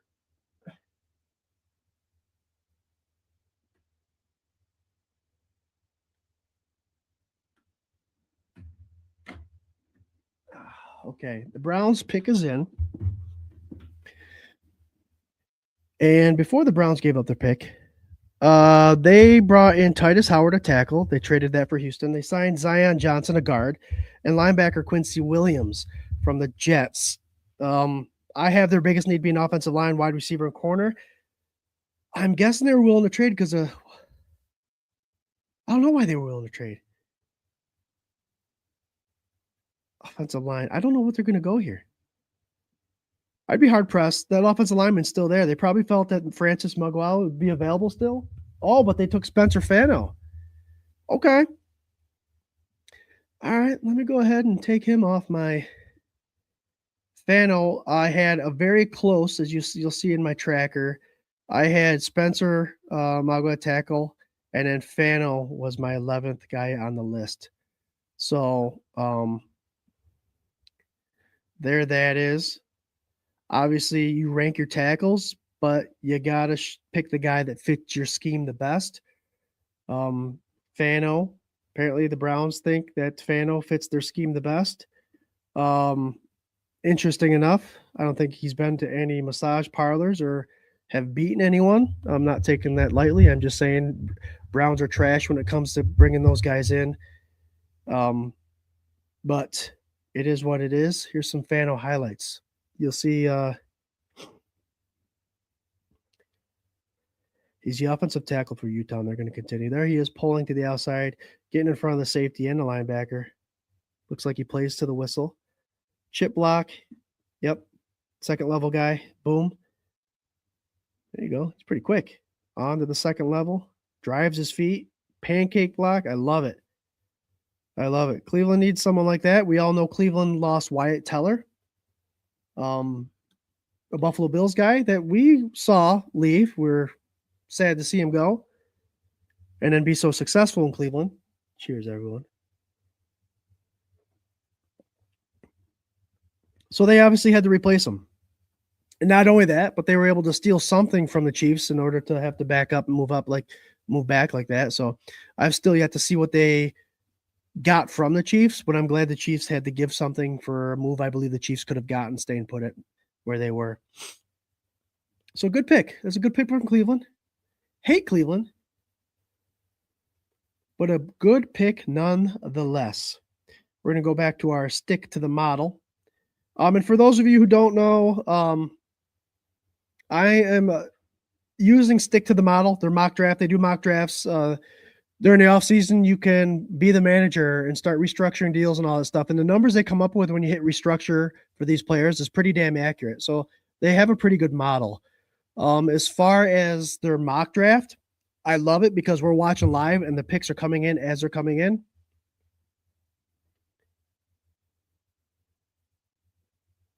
Wow, the Giants already picked. Okay, it's happening fast. But yeah, as they come in, but you can also click on some of these guys and it gives you their information and all that stuff. Giants went with line. I love it. Speaking with a bunch of my Giants fans, I honestly don't think line was a conversation, but with Dart as your quarterback, with his injuries, I feel that line was necessary. It's not the prettiest pick, but they utilized trading Dexter Lawrence, and they used their picks to not only grab an offensive lineman that can start right away and protect, but they got an edge rusher that can cause some damage. So now Miami's on the board. Miami traded away Jalen Waddle. They lost Tyreek Hill. They signed Jalen Tolbert, wide receiver, Tutu Atwell from the Rams. They signed quarterback Malik Willis because Tua no longer plays there. We got Bradley Chubb from them. They lost their tackle Liam Eichenberg and another wide receiver in Nick Westbrook-Akun. My team needs our wide receiver, cornerback, edge, and tight end. And right now, Mekhi Lemon is available. Right now, if you look at the community, they have Mekhi Lemon, and AI model says Ruben Bain Jr. Again, I think AI has Ruben Bain slipping, so they're going to have him there all the time. But the Mekhi Lemon pickup makes the most sense to me. It's a fire. It's a trash fire. It's a garbage fire there. They cleaned house and they got a lot of improvement to do. Okay, this just in. Cowboys now have Miami's pick. I don't believe if I mentioned it in the beginning of the show. It was one of my conversations to talk about, but I believe this draft will be probably one of the most trades in a draft you'll ever see. I think that there's only about 15, 16, 17 players that have a round one grade, meaning more teams will bounce up in the top 15 to get those players, and then more teams will bounce back after 20 to get out of the round to see who else to come in. So I think you're going to see a lot of trades. Cowboys are now on, even though it still says Miami. It says their pick is in. Let's see who I have for Cowboys. They traded for Rashawn Gary from Green Bay for defensive lineman. They released their linebacker, Logan Wilson. So if you all know the Cowboys, it's all about that middle linebacker. Great history. I don't know why they would trade up. I don't see the middle linebacker that they would need to trade up for. Let's go here. Middle linebacker. CJ Allen's available. That's a stretch. That's a reach. Interesting. I also have edge. Bain is the edge. This might be where Bain finally goes.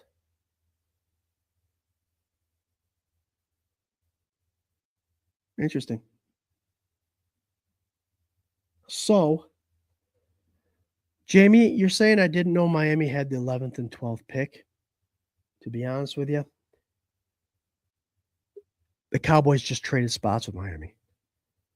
So the Cowboys had to think that Miami was going to grab Mekhi Lemon and wanted to get ahead of it, or Ruben Bain. It's funny. I find it drives me nuts when you see these teams trade one spot. It'd be interesting to see what they gave up for it. Can you imagine? Very interesting. So those are the linebackers available. Mekhi Lemon, Kevin Concepcion, KC, Denzel Boston, Omar Cooper are still available for wide receiver. Caleb Downs, a safety, Ruben Bain. It'd be interesting to see here. Dallas Cowboys, dangerous tight end still available in Kenyon Sadiq. I believe it'd be a little early for him at this point, considering I thought Kansas City was going to draft him to be Kelsey's backup until Kelsey retired. But one spot, interesting, and the pick is in, but they're at commercial break.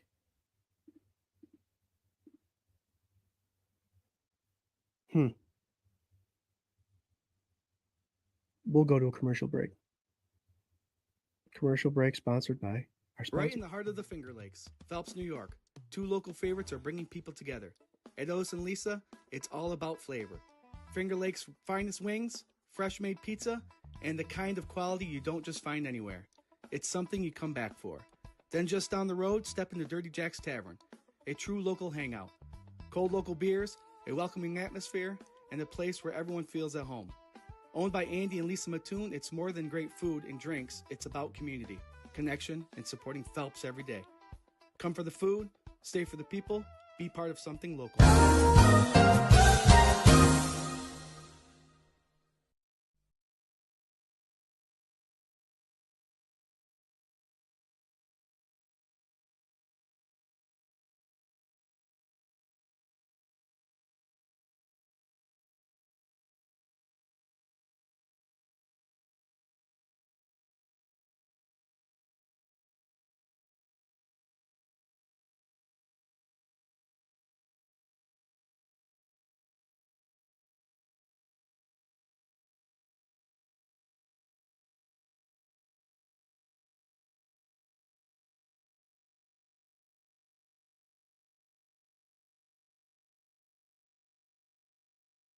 And just like that, we're back. Otis and Lisa's, Dirty Jacks, wonderful sponsor year-round this year. We also have another sponsored, Trails End eatery place there in Dresden. There's a place in Dresden where the air smells like Sunday morning, fresh bread, sizzling bacon, and coffee that could wake you with a smile. At Trails End Restaurant, comfort food isn't just a menu item, it's a promise. Hearty, home-style meals made with fresh quality ingredients, pies made that very morning, and folks who greet you like a family, even if it's your first time through the door. Stop by Trails End Restaurant today, Route 14, Main Street, Dresden, because sometimes the best trails lead you home. My best trail leads me to my belly. You feed me, I'm happy. That's just the way it is. All right. Oh, okay. So the Cowboys went ahead and drafted Caleb Downs. Pardon me for clearing my throat. I went to the bathroom. I came in and Tuck. The Buffalo Sabres are up 2-1, third period. Tuck with the goal. Awesome. I'll probably get a text from my son saying, "Hey, Dad, Tuck scored." Caleb Downs, number one safety is off the list. I had him at number 7 as my power spot. Reuben Bain Jr. continues to fall. Now, guys, he's a Miami Hurricane. The Buffalo Bills have drafted Miami Hurricanes in the past. If Reuben Bain falls that far, do you think the Bills should grab him? I don't see it happening. His short arm, small hands, all that stuff will be a concern. That's probably why he's dropping. But there's got to be a reason he's fallen. And I think his measurables are probably that. As you know, I'm showing highlights of all these guys that come in. This is Caleb Downs, safety from Ohio State. You see they're playing Akron. I hate it. I hate seeing highlights against teams that aren't that good. Caleb Downs coming in, showing some pressure. Wow. He came firing out of there. Western Michigan. But a good tackler, open field, committed, came down, filled the box. Good coverage using the up arm to knock the ball down, helps prevent pass interference, and helps you keep that arm on the back for leverage. You hide that arm, you're not going to get called open field tackle. Very good. Dale's got themselves a good one. Couple Dale's fans. What's up, Brian Kenny? All my buddies are out playing golf down south. 3 days, 72 holes, I believe. I was going to give them the link to join the show, but they'd be on their phone in a bar that's loud, and all my friends are fans of different teams, so they're all probably getting into the sauce. And I spared you guys the pain of seeing my friends on a cell phone trying to make sense of what I'm saying and us trying to make sense of them. Love you guys. Hope you're having fun. Congrats. There you go. A friend of mine, Kerry Wilson, is also a Cowboys fan. You got yourself a good safety there, guys. So enjoy.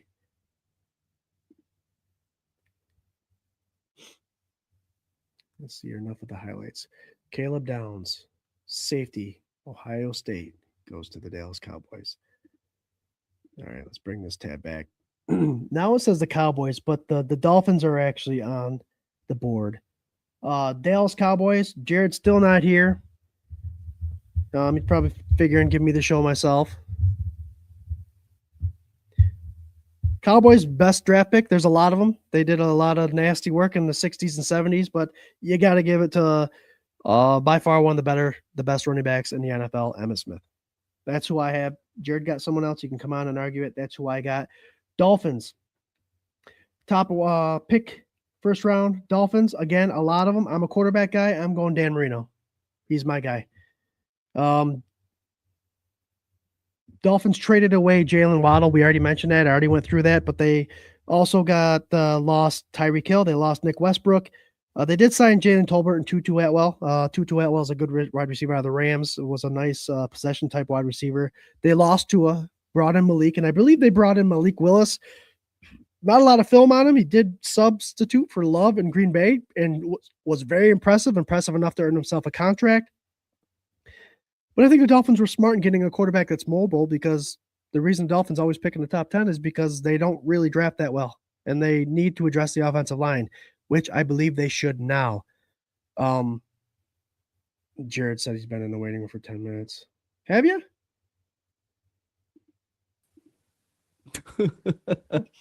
Yep. No, you haven't. Lying. Liar. What's up, brother? I like your hat. Hey, bro, I like your hat. Looking good, sounding good. For those of you who don't know, you're not seeing double. You are seeing my twin brother joining us. Do you want me to stay, or are you good? You No, good I want from you to here on out? Okay. I want you to stay. You can actually, when you have a second, do the draft picks, top draft picks, and just join in the conversation. Yeah, for we sure. can fly them out there.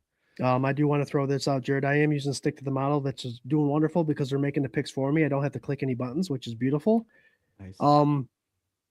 I was just talking shit about the Dolphins not ever addressing the offensive line, and what do you think they just did? Not draft an offensive lineman. They drafted an offensive lineman. Oh, there you go. So good. Well, for sorry for coming in late. You know, things get crazy here every once in a while. You know how it is. Yeah, yeah.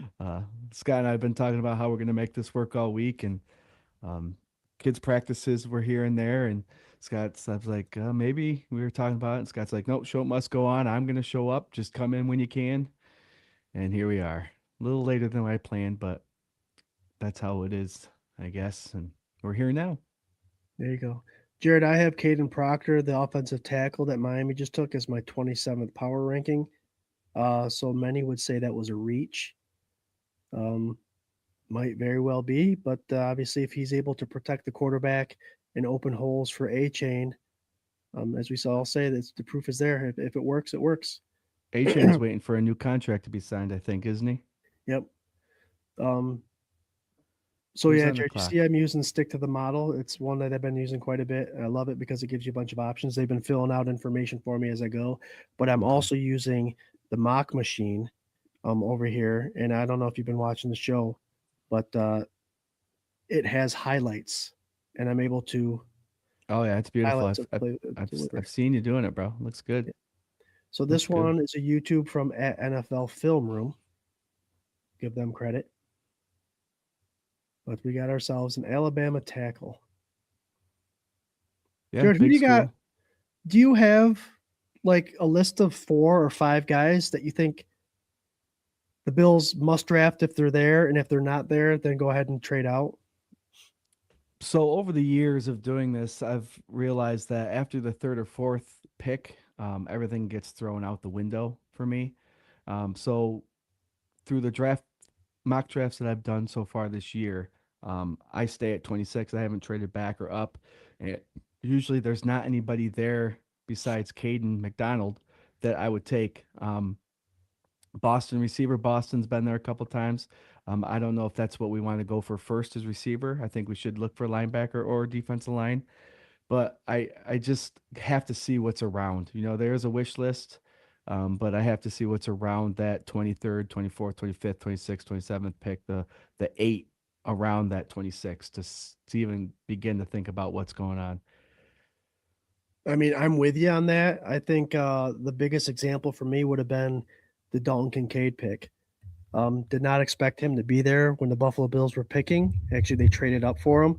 But yeah, around 4 or 5 spots near where we are, and you see some people still available, your wish list may change a little bit. Yep.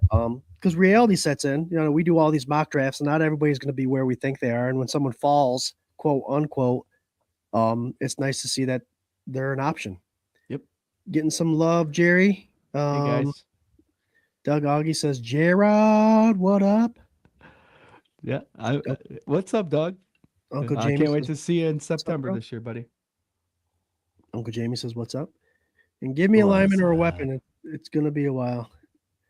What are you drinking? A little bit of ginger ale. Ginger ale. Okay. And Jack All right. Daniels. What do you got in the ginger ale? Maybe a little bit of Jack. Oh, there you go. Okay. Scott, I got one for you really quick. Yep. Who's on deck here? Dallas? Okay. So you can see the screen, right? The Rams are on deck. The pick is in. Right now, Jared, what I love about this site is it tells you what the community picks. So based on what people have done mock drafts have picked, which is Mekhi Lemon, who's the number 2 receiver on my board, and an AI actually has Mekhi Lemon going too. Obviously with the problems with who's their receiver there? That big stud, number 12. He went into rehab just recently and was released. Help me out in the comments, fans. But I have them getting receiver as well. They signed Jalen Watson, and offensive lineman retired. So OT, wide receiver, or linebacker. So the receiver that just went in, Rams, you said? Yeah. Okay. I have our lads. Do you have our lads up by any chance? Nope. Oh, got it. The receivers that they have is Puka. Puka's probably not Puka. the one you're talking. Is it Yep. him? Yep. Oh my goodness gracious, Puka. Yep. Puka Nacua. So Scott, the Rams, top first draft picks. You got to pick the best one. We'll debate it. We got Aaron Donald, Merlin Elcio, Orlando Pace, Jack Youngblood, Eric Dickerson, or Torrey Holt. They got a bunch. More, Jared Goff and Gurley. Remember Gurley, the running back? Yeah, the running back. If you were to pick one, who are you going with?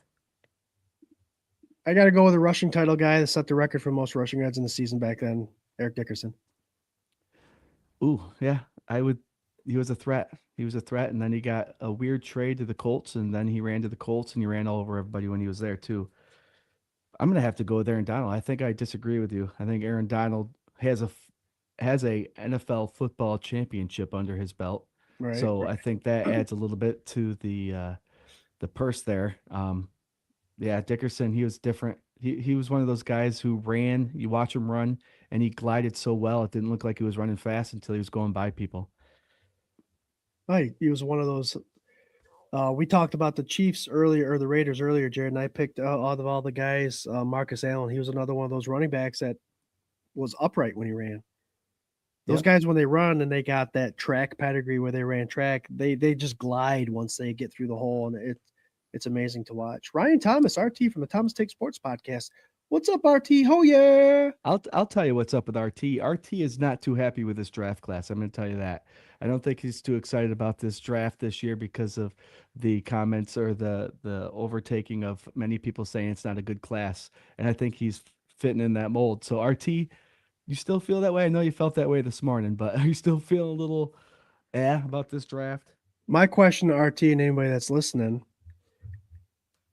do you have a group of people, like I have 5, right? That are, if they're still available, pick them. And I include Casey Concepcion as in one of them, even though I don't want a wide receiver. Ryan Thomas, out of your whoever you are giving a first round grade to, are they still available? Is there a bunch of them still available? And Jared, I've been keeping the fans updated. I'm sure they're watching. If they don't have TVs and they're watching the draft, the Buffalo Sabres are up 2-1 with 7 Nice. minutes left in the third period. Nice. Let's go, Buffalo. Mhm. Let's go. Yeah, Scott, those Raiders have some good draft picks too. Jamarcus Russell, Khalil Mack, Gene Upshaw, Charles Woodson, and Marcus Allen. You say I would- Jamarcus Russell? Yep. No. I would have to go with Marcus Allen with you, so I agree with you on that one. Wait. Jamarcus was a first round pick, but he was not one of their top. Just so That's you what- know. I know. Remember, he I didn't know. play. He didn't play. Yeah, he played a couple seasons, a little bit, but he didn't really take off. But that was one of the websites that I checked out had those guys up there. Some of them were kind of some of them weren't.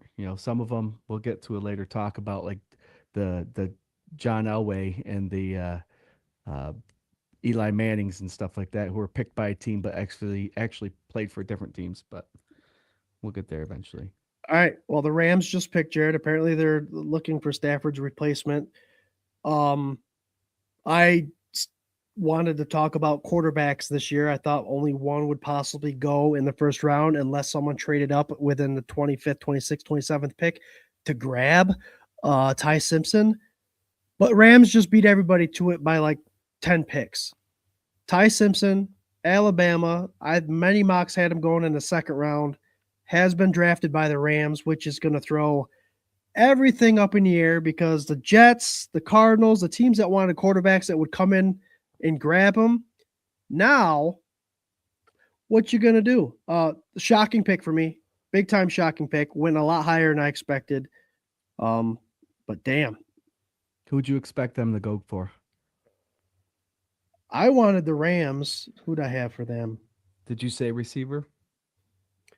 I had offensive line or receiver. All right. Yep, I had Mekhi Lemon or Lowen, the Penn State guard. Wow. Okay. Well, Ty Simpson's been picked, Jared. I told you that I do this. We're going to watch Let's some see them. highlights of him. Let's see them highlights. Okay. He's happy. That's going to be a happy contract. Ty Simpson, Alabama quarterback. Gone. That's another Alabama quarterback to go in the top in the first round in the last 10 years? Yep. It's like 4.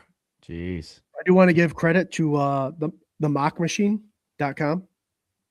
Not only do they have a good mock draft simulation, but they also have what they call the film room, which all these videos are coming from.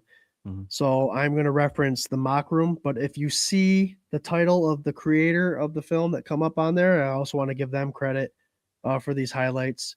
I know a lot of people take pride in making highlight films. There's a lot of cutting, a lot of editing.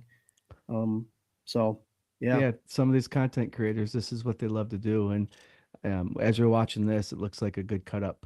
It's against Wisconsin. They were 2-0 at the time, and Alabama was 1-1. So it looks like they're starting to let go here on this game, and he looks pretty decent. He scrambles. Yep. What's his stature? Is he 6'2"? You want to see something awesome? Yeah. So if I go stick to the model, I can share this. I could pull up his information. 6'1", 211 pounds. Yeah. No RAS, no 40s. Not much for the metrics. He's shorter, Yep. short arm, decent sized hands, but you could check stats.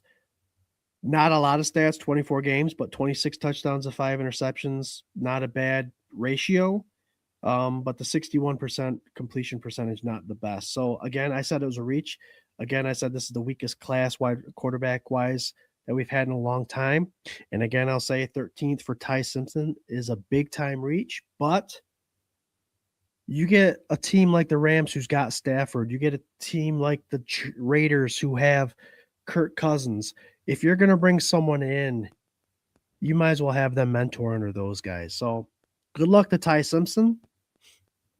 The Rams saw something in you, my friend, and good get. It is what it is. Ravens are on the board, Jared. Ravens are on the board, and if you could see, you're on the clock. Ione, any quarterback coming up. What's your any quarterback coming up behind Matthew Stafford is gonna get educated really quick about how to play the game. Matthew Stafford's a great quarterback. You know, he's knowledgeable, cognitive, on field. He's been around the league forever. So I know it was a reach for him, you think, but it might have been an absolute perfect pick for them to pick up right now. Mm-hmm. Who do you got the Ravens getting, Jared? Right now, Stick to the Model has the guard from Penn State and the AI model, Mekhi Lemon. I do have offseason. They terminated the contract with Trey Hendrickson after signing him, and then they signed defensive back Chidobe Awuzie and waived offensive guard Ben Cleveland. So I have offensive interior lineman, and edge is still an issue. Right now, the top one of the top edge, short arms, which I think is dropping them, and Ruben Bain is available. Do you think they go that way, or do you think they go where are they going?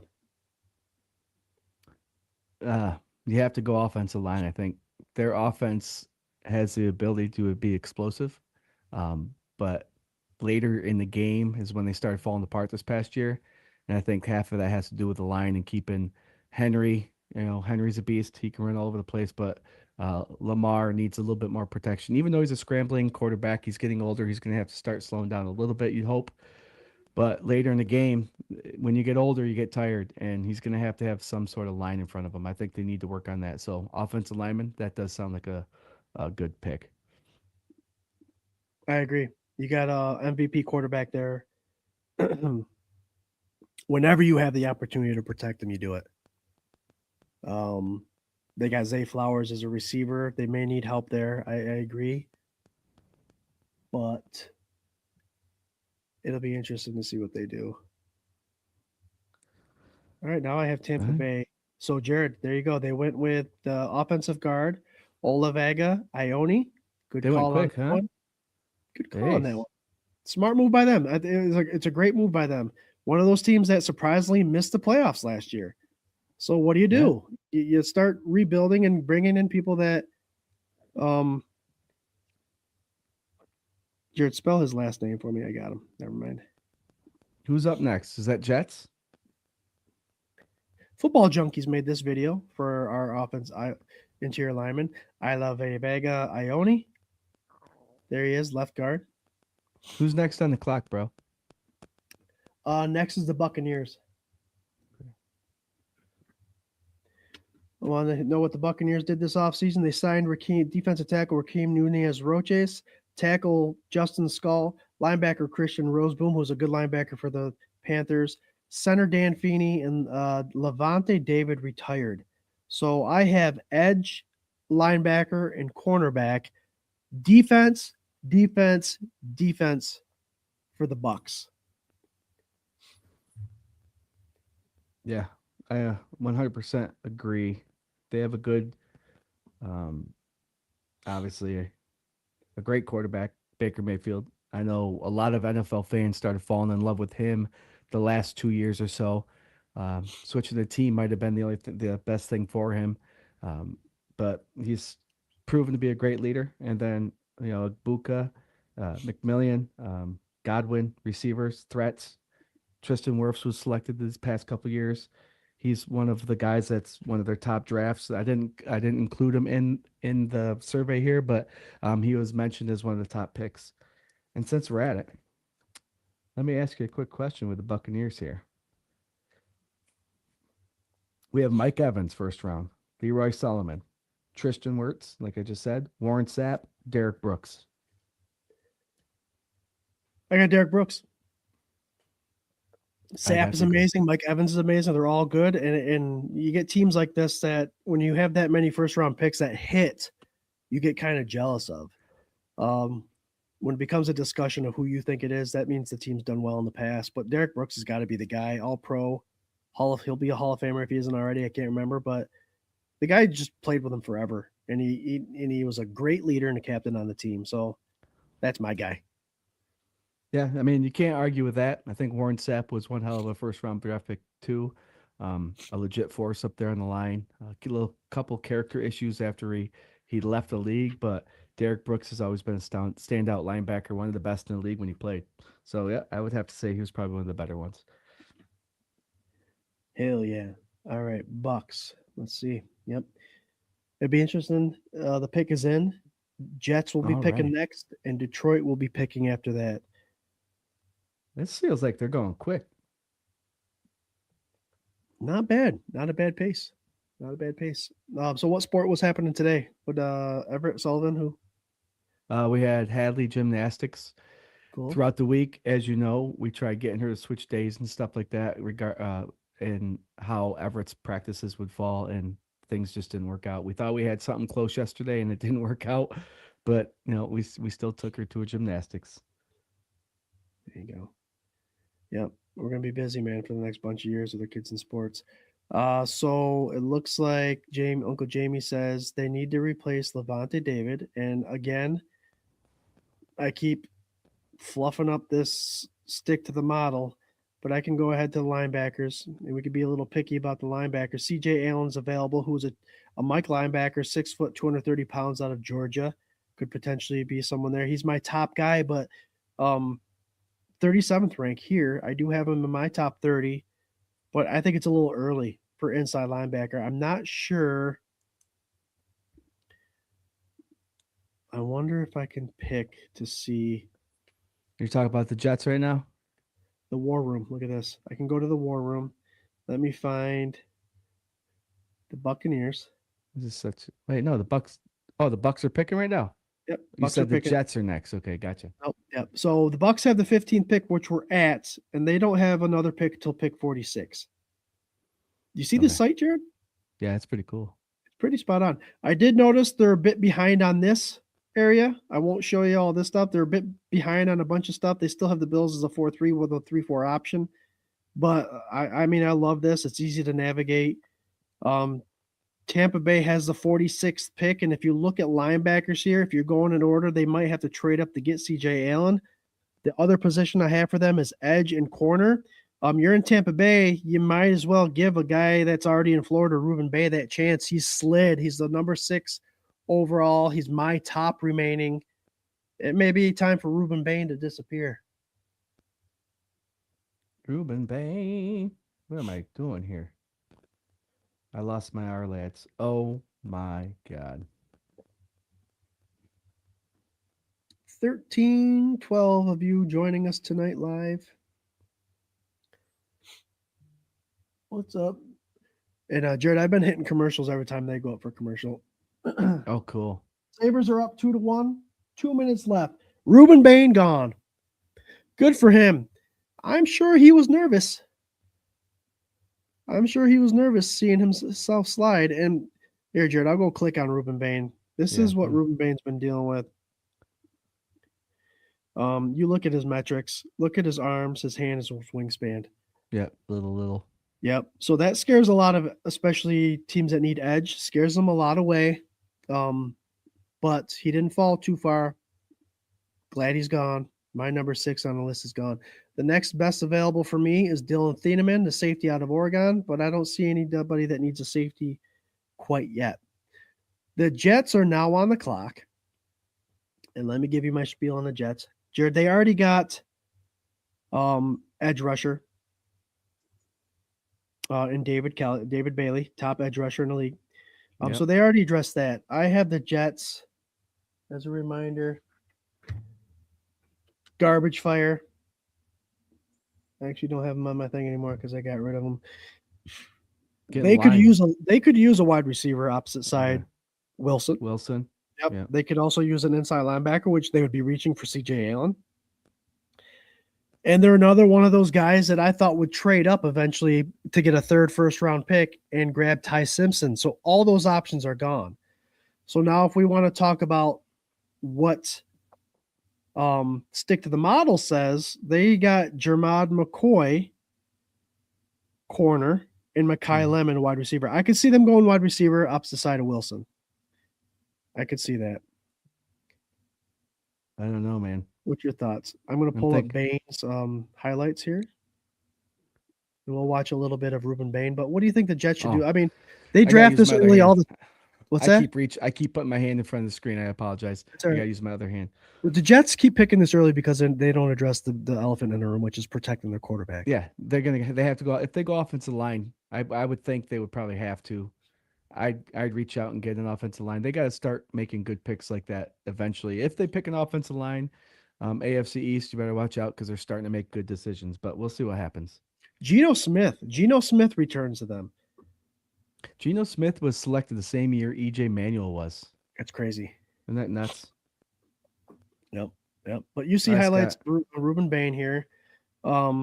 This guy's a motor guy. You see him on the stand up. He's able to get under. Obviously, when you use the swim move underneath, Jared, you don't need the long arms. It's when you're trying to disengage or do a bull rush is when you need those long arms. But this move right here where he tucks under, that is what he might have to use to thrive in the NFL. But the Jets did get rid of Jermaine Johnson III with a trade with Tennessee to pick up Tavondre Sweat, who's a huge guy I wanted the Bills to get from Texas a couple of years back. So they did tune in on their interior defensive line, but now I think they got better at the edge. Those NFL tackles, though, they like to take advantage of these short guys. So they do move better. New York Jets history: Joe Namath, Keyshawn Johnson, Nick Mangold, or Darrelle Revis. Who's their best first-round pick? Can I double dip here, Jerry? Sure. AFL, Joe Namath. NFL, Darrelle Revis. Oh, well, that Joe Namath was pretty much the only one in there. I mean, there's other players, but I didn't want to list them all. Joe Namath, good quarterback, guaranteed that Super Bowl win, Super Bowl III. I think that's what makes him more famous than anything, along with his Sabres just scored another goal. Sorry, Sabres up 3-1. Nice. Yeah, Sabres. 10 seconds left. Sabres take game 3. Booyah. Sorry to cut you off. Go Sabres. They just took the game 3-1. They're up on the series 2-1. What a beautiful thing. What a beautiful thing. No, I think Nick Mangold was a hell of a center for the Jets for a long period of time, blocking for Curtis Martin, Chad Pennington, Keyshawn Johnson actually too for a little bit. But I would have to say Darrelle Revis has to be. He's like probably arguably the best cornerback to ever play the game. So I agree with you. I agree. So the pick is in, Jared. Oh, man. Did they screw it up? So when I say they get wide receiver, and I got a buddy I work with, Jared, Jose. He's a Carolina Panthers fan, and he was hoping for like someone like Casey Concepcion or Sadiq, the tight end from Oregon. You'll see his highlights. You're going to be like, holy shit. So I told him when I talk about opposite side of wide receiver that's good, like a Wilson that the Jets have, you can either get a wide receiver or a really good tight end that is just like a wide receiver. Kenyon Sadiq, Oregon, fits that role. I believe the Jets should have helped out their line, but they definitely improved on their offense. Breece Hall is going to be dangerous. Obviously, Garrett Wilson, and now Sadiq. That pick kind of makes me nervous. That's a great pick. You'll see the highlights here, Jared. This guy is amazing. Big guy, intimidating. Who's next up? Minnesota? Minnesota. Yeah. Lions are up next. Oh. Oh. This is a good pickup for them. No one wants to hear that. So the Jets defense definitely got more dangerous with their first round, with their early pick, and their offense just got a reliable tight end for Geno Smith, Jared, basically. Yeah.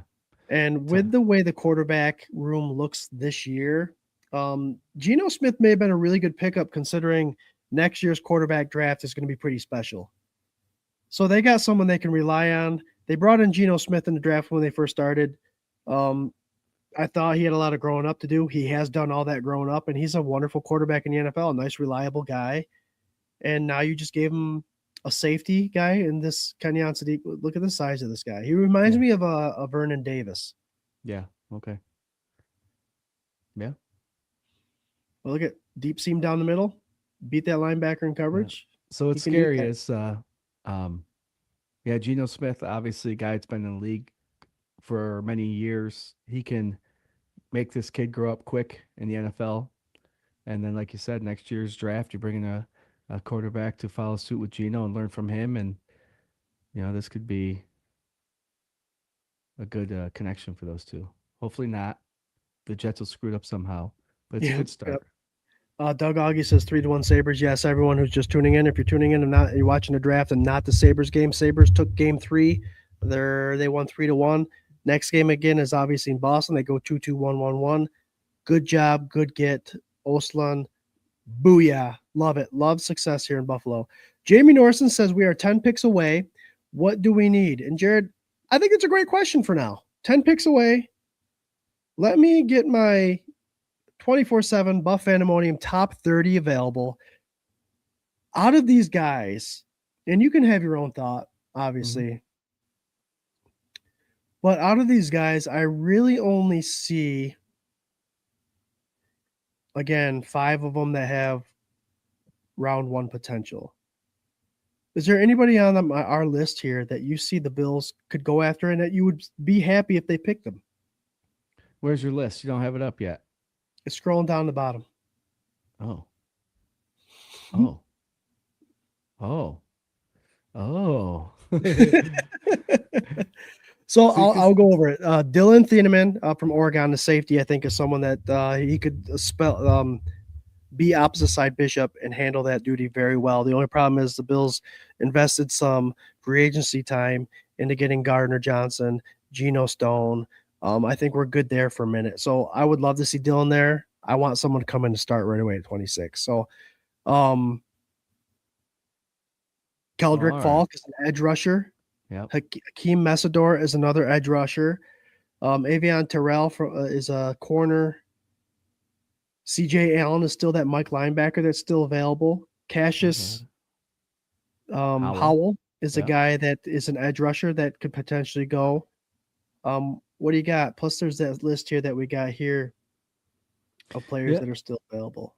I saw that linebacker hanging out there. He might be a guy that I'd like him to go after, but there's still a lot of receivers and edge and defensive tackles available. We're 10 away from where we need to be. Seeing McCoy still available, wide receiver, and also seeing Akeem Mazador still available with Emmanuel McNeil Warren. It's I think we're sitting in a good spot. A lot of receivers. CJ Allen. Scott, where would you hold CJ Allen compared to Concepcion? I say if they're both available, CJ Allen's the way to go. Okay. I pulled this one up because to look at, we have not yet seen a defensive interior lineman taken in the draft. The 2 DL1Ts you'll see there on the right side, guys, would be the nose tackle type players. So Caden McDonald, Caleb Banks, Lee Hunter are all guys I think the Bills could draft in the first round. All 3 are available. Unless there's a run on defensive tackles, I think we'll have our fair share at a true nose tackle. That's what I'm thinking. If some of these people fall, we might have 2 to pick from. But you said CJ Allen, Jared. I'm going to pull him up here. Okay. This guy's 6-footer, a little shorter, but he's that 230 plus range Mike linebacker. He's got good hand length. Let's see what his metrics were. Did he do the 40? Nope. Let's see his stats. 205 tackles, 13.5. Looks like last year, ready? Last year for Georgia, 88 tackles, 8 tackles for loss, 3.5 sacks as a middle linebacker. That's not too bad. He's 21 years old, so he'll be 21 when he starts. Mhm. I want to show this guy real quick, Jacob Rodriguez, a guy I think that'd be taken in the 3rd round, 6'1", 230. Again, the size we need. Not the fastest guy in the world, but the RAS score, which is your athletic score, is a 9.6. You'll see he's green in a lot of the stuff that has to do with the linebacker. Mhm.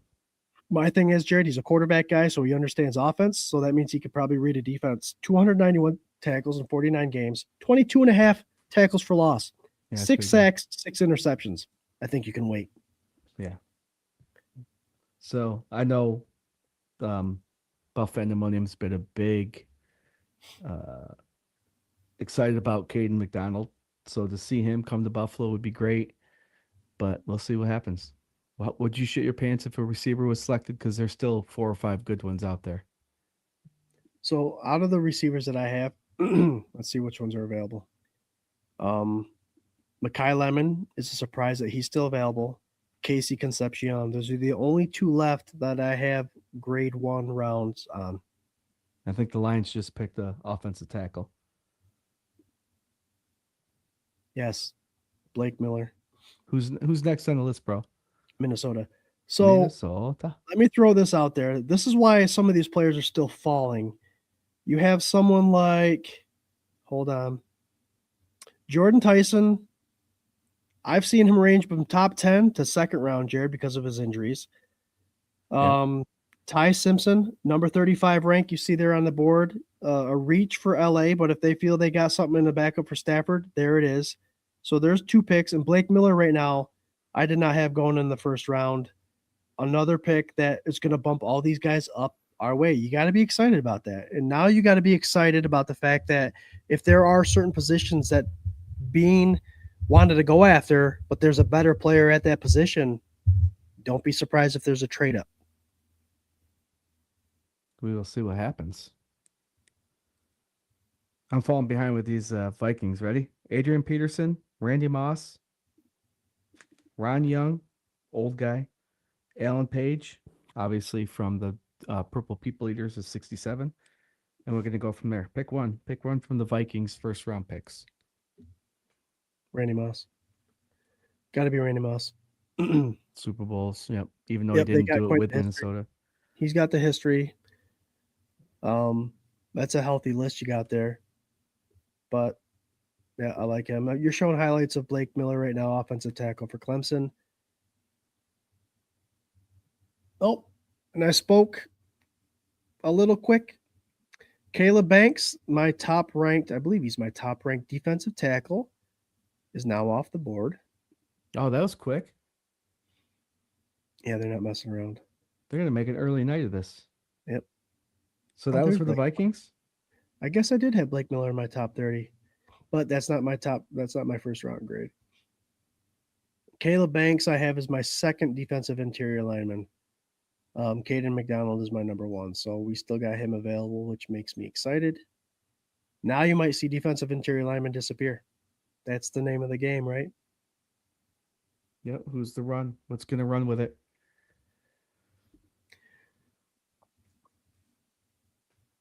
All right, we got new followers on Instagram. I got to throw these guys out there. Will Palello, RR Roger, CT Foltz, Jonesy P, Darks Mirror Room, Webster 07, Kickster 99, Bills Mafia Slingshot, R. Collins, Jay Court, OK John joined, and Jim Mithing joined. Welcome to the K-Gun Report Draft Special. We can't get your comments on there yet, guys. I'm sure they're working on somehow getting Instagram Live on the comments, but right now StreamYard doesn't allow it. Thanks for joining. We appreciate you guys. Make sure you like, tag, and subscribe to all our social media platforms, especially YouTube's, guys. Hit up the tubes. All right, who's next on the clock? Yep, let me pull that up. Right now, it's the Panthers. Jose, your Panthers are up. We talked about wide receiver Casey Concepcion possibly going there, but I did not know Makai Lemon would still be available. Right. Jared, I have the Panthers this year. Where are you? Signed Like Foreman, Fortner, lineman. Devin Lloyd, linebacker. Jalen Phillips, linebacker. QB Kenny Pickett to back up Young.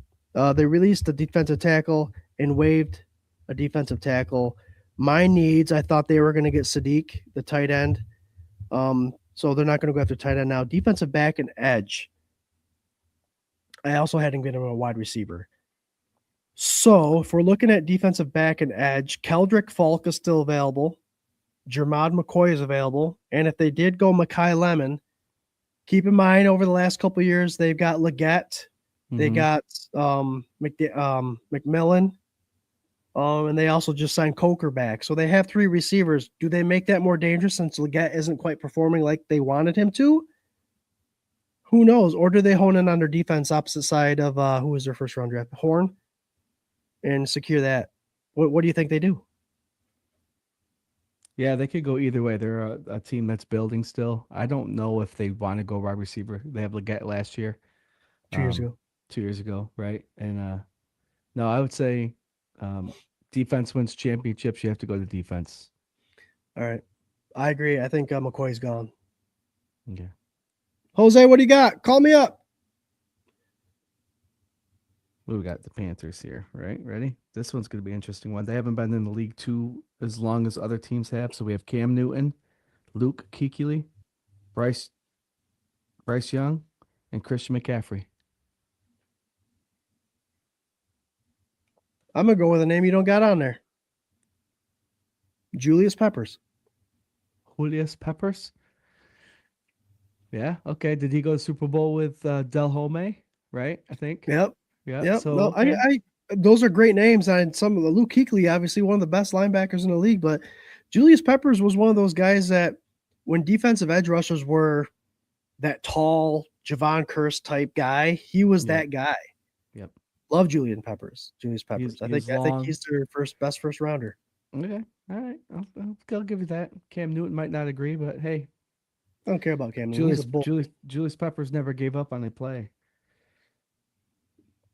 Yep. Oh, Jamie Norton says 6 to go. Who we want? Jamie, out of the guys that we got, I am still in love with Mr. Caden McDonald. John Roberts said I was surprised to see Caleb Banks just went. I am surprised to see him go ahead of Caden. Doug Augie says nose tackle. Let me go pull that list up, guys, and you'll see. You see the DL3 tackle, right? That's Peter Woods. That'll be the 200, 300, less than 300 pounder. That's more of a 4-3 defensive tackle when you see the defensive line Tech 3. When you see DL Tech 1, that's more of the hog molly. We've had guys in the past like the Jordan Phillipses of the world. That was our tackle 1. Those guys translate to nose tackle the best, and Caden McDaniel is one of those guys. We also have Christian Miller. I don't see him going in the first round. Lee Hunter is a guy that I like because not only can he play the DL1 Tech, but he can also play the 2i. He can play the gap and be that slasher type guy. That, Jared, the more research I do and the more I'm reading about, Jim Leonard runs that 3-4, which when you think nose tackle, you need a big guy. He actually utilizes a slasher type guy that's going to fill a gap rather than taking up a block. Okay. So you're looking more slasher there than heavy. Deion Walker, the size he is, we want him to be our heavy, but he was drafted as a slasher, as a defensive tackle. He, if anything, will be opposite side of Oliver, which would mean we still need a true nose tackle, correct? Right.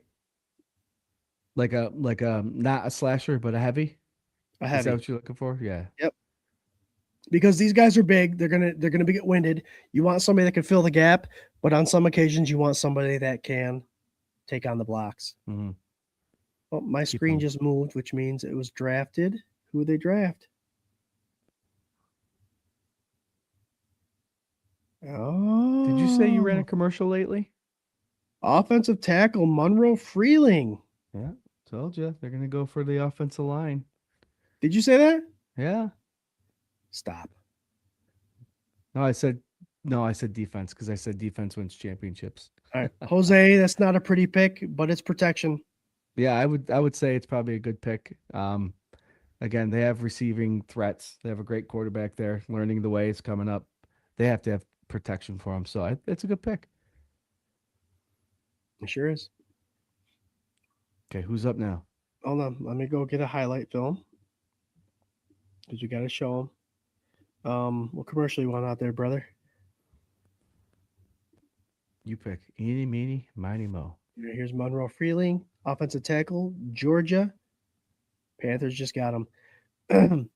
For anybody that's not seeing these guys going in the first round, you got to understand that teams that start to use this up here, Jared, understand that you need to protect the quarterback and open holes for the running back. That's how you score points, right? So you gotta. And if there's someone you really like, you shouldn't hesitate to go get them. Go and get them. Eagles are up. Mekhi Lemon. That was quick. Okay, another receiver because they're going to get rid of A.J. Brown. Where'd A.J. Brown go? Did they trade him? No, I didn't see anything about that. But Mekhi Lemon is gone. And I'll show a highlight of him real quick, and then we'll go to commercial. But Panthers did a good job. Not the sexiest picks in the world, but definitely something that had to happen. Do we see a run of receivers now? You might. Concepcion might go here. Since we're talking about Eagles, who you got that's their top first rounder? Quarterback. No, I'm just Donovan McNabb. I have. No, yeah. I see what you're saying. Boot off stage, all that good stuff. Donovan McNabb for me. You got Donovan. You have Chuck Benderek. You have Steve Van Buren, McNabb, and Lane Johnson. Sorry. Yep. Yeah, McNabb's a good one, but you can't argue with one of the best Van Buren running backs to ever play the game. I think Van Buren was a running back, and Chuck Benderek, a defensive threat. Yep. Back, I think those guys are 60s guys that dominated the defense back in the day. So yeah, McNabb was a great Syracuse guy. Alan Lartz is updating us. Eagles took Lemon. Doug Augie says there's only so many O linemen. Got to take them. True. You got to take when you could take them, especially if you're looking for a starter. But Doug Augie says punter first round. Jared, if you need to refill your drink, if you need to go pee, we haven't done the FLX Mafia, guys. We have a sister page called FLX Mafia. We're trying to bring recognition to the Finger Lakes area, the Bound of Bills fans that are around that area. We started a page there. Go hit them up on the social media platforms. We also have FLX Mafia shirts, as this commercial is about to suggest. We'll see you in about 2 minutes. It's never too early to stack up on your favorite sports apparel. Represent your favorite football team and the Finger Lakes region with this authentic swag. This original FLX Mafia merchandise can be found at the 24/7 Buff Fandemonium store.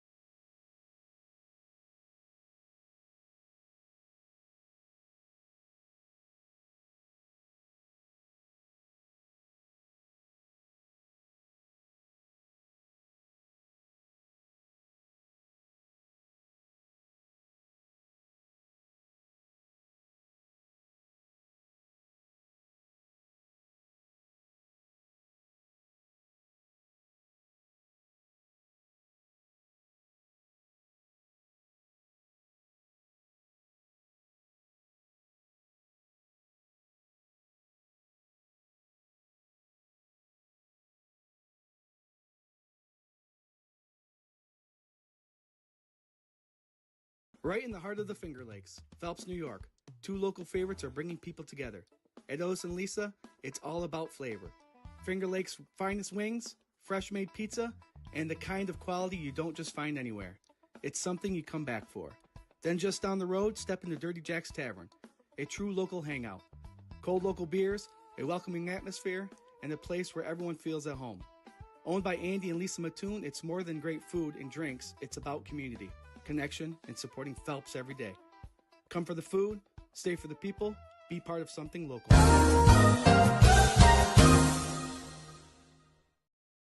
So we are right back, as it turns out. I'll be remiss to mention our other sponsor, Trails End. There's a place in Dresden where the air smells like Sunday morning. Fresh bread, sizzling bacon, and coffee that could wake you with a smile.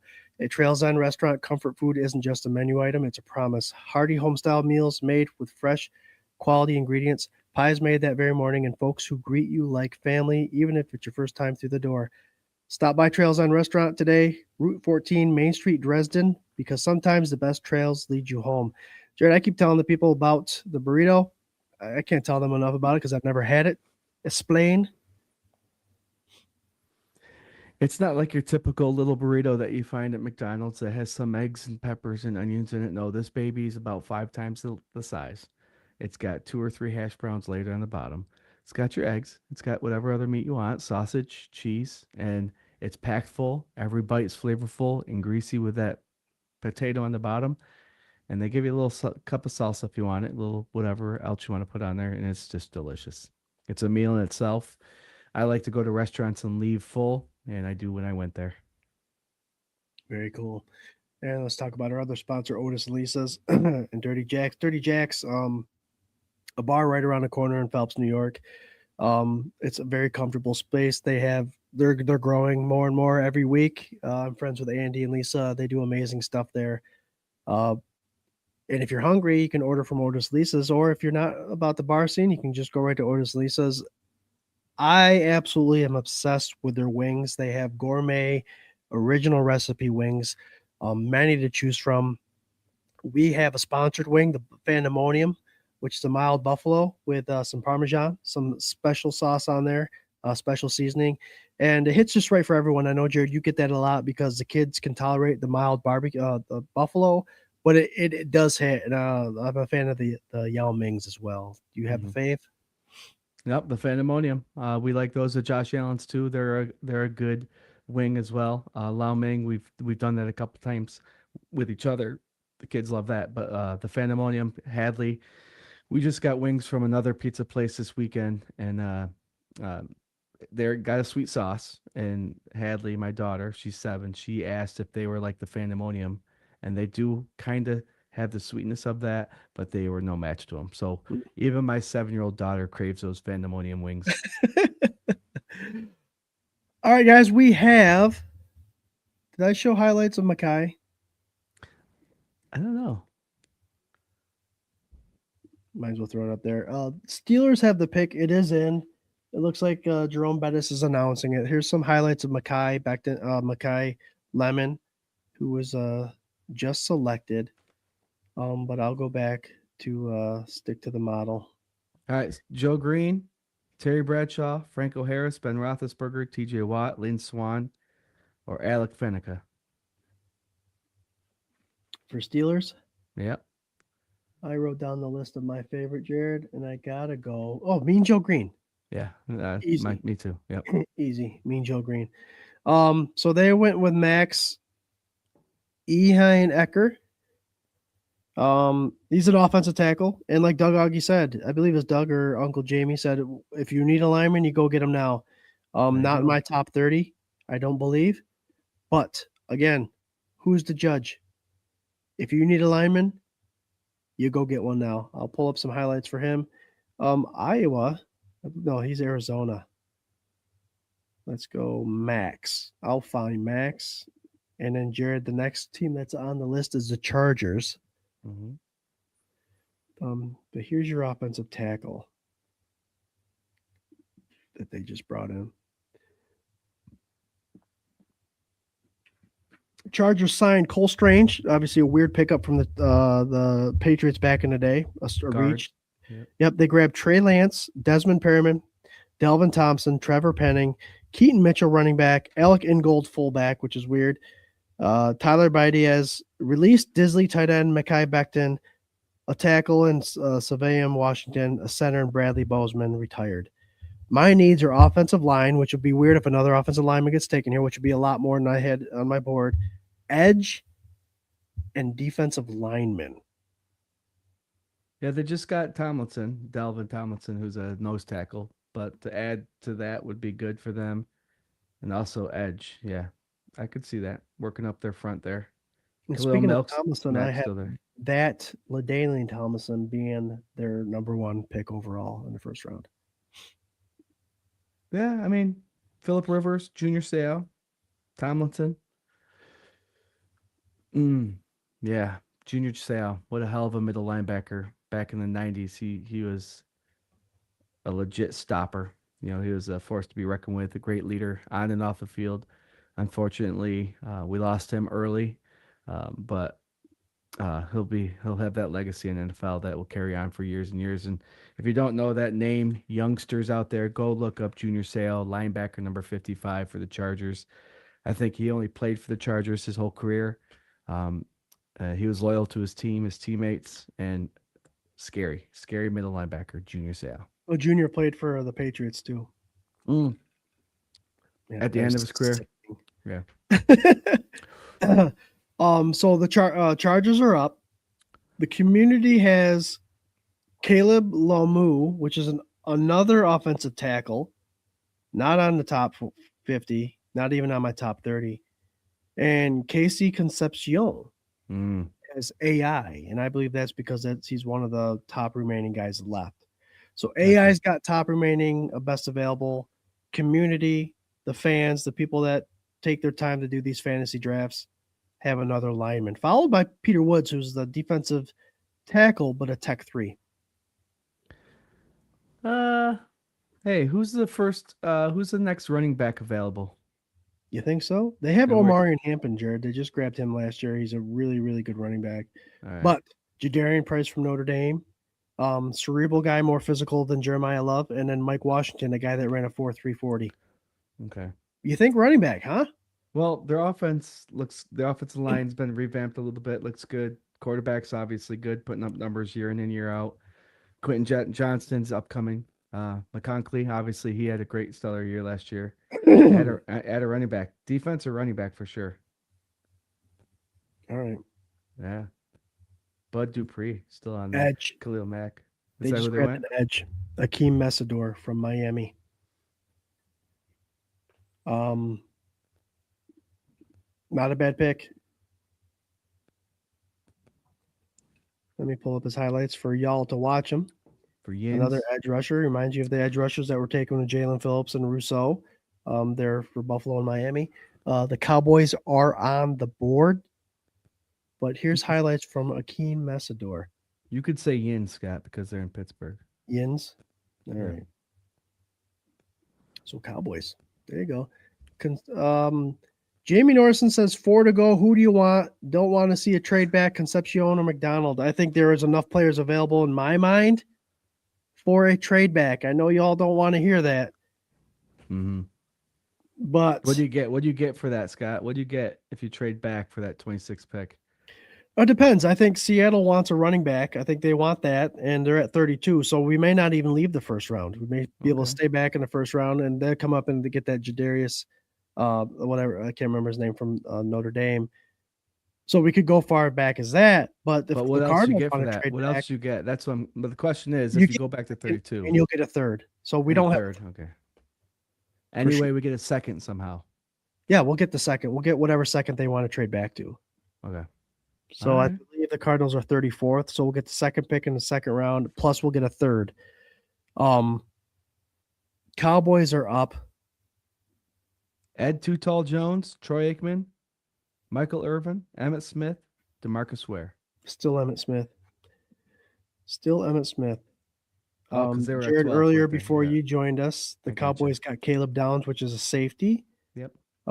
Cowboys were a team in my mind that needed more than the safety. I think they needed a wide receiver. I think they needed I think they're going best player, but they needed something better than the safety. Okay. Yeah. All right. Who's up? Eagles? No. Who's up right now? Dallas? Cowboys. Yeah. Okay. George Pickens. Linebacker, edge, and defensive back. Yeah, they're going defense. and they grabbed the safety. So linebacker, edge, defensive back. They already went safety. So I do have Jermod McCoy from Tennessee at corner. I have Keldrick Falk in edge. They already got their safety. All right, who are you picking? Pick one of those guys.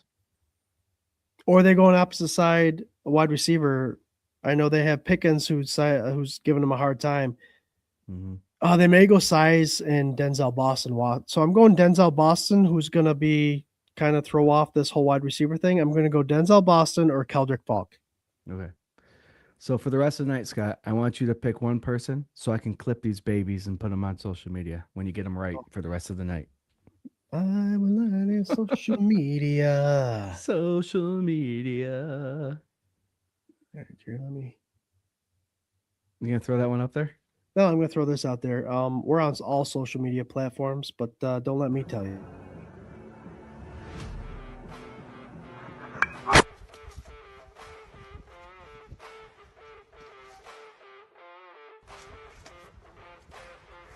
Nice throw, Josh. Join 24/7 Buff Pandemonium on all social media platforms. Go Bills. It's more than a game, it's a way of life. This large buffalo head and distinct 24/7 BF logo lets people know that you bleed red, white, and blue 24 hours a day, 7 days a week. Represent the best fan base in sports with this original 24/7 Buff Pandemonium shirt. Let's go, Buffalo. It's never too early to stack up on your favorite sports apparel. Represent your favorite football team and the Finger Lakes region with this authentic swag. This original FLX Mafia merchandise can be found at the 24/7 Buff Pandemonium store.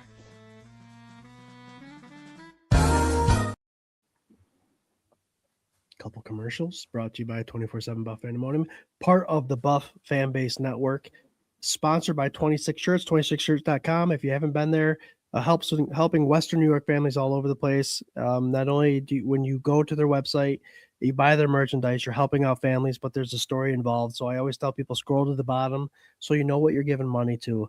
So you're helping a family and adding to your merchandise. Want to throw in there also, we mentioned it a bunch of times, our year-round sponsorships and Otis and Lisa's Pizza and Wings, Dirty Jack's Tavern, and Trails End. Trails End. Love it. Love it. This is a good year to be 24/7 Buff Pandemonium, wouldn't you say, brother? It is. It is. Love it. So I know you're seeing on the board. That's the one thing right now that Stick to the Model is failing to provide is the accurate name on the top because of the trades that have happened. But right now the Cowboys pick is in. They're the ones picking at 23. And I believe that I'm going Keldrick Falk, defensive edge. They've gotten their safety. They're trying to hone in on the defense. I believe they continue with defense with Keldrick Falk from Auburn. And I was wrong.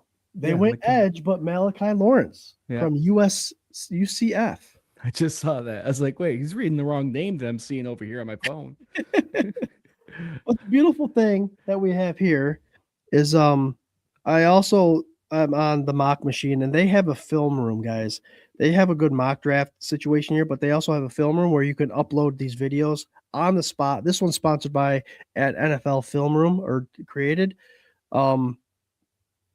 So the Cowboys went and drafted Malachi, an edge rusher. We knew they would. I had a feeling they would go edge. Jared, the next on the clock is the Cleveland Browns. Okay.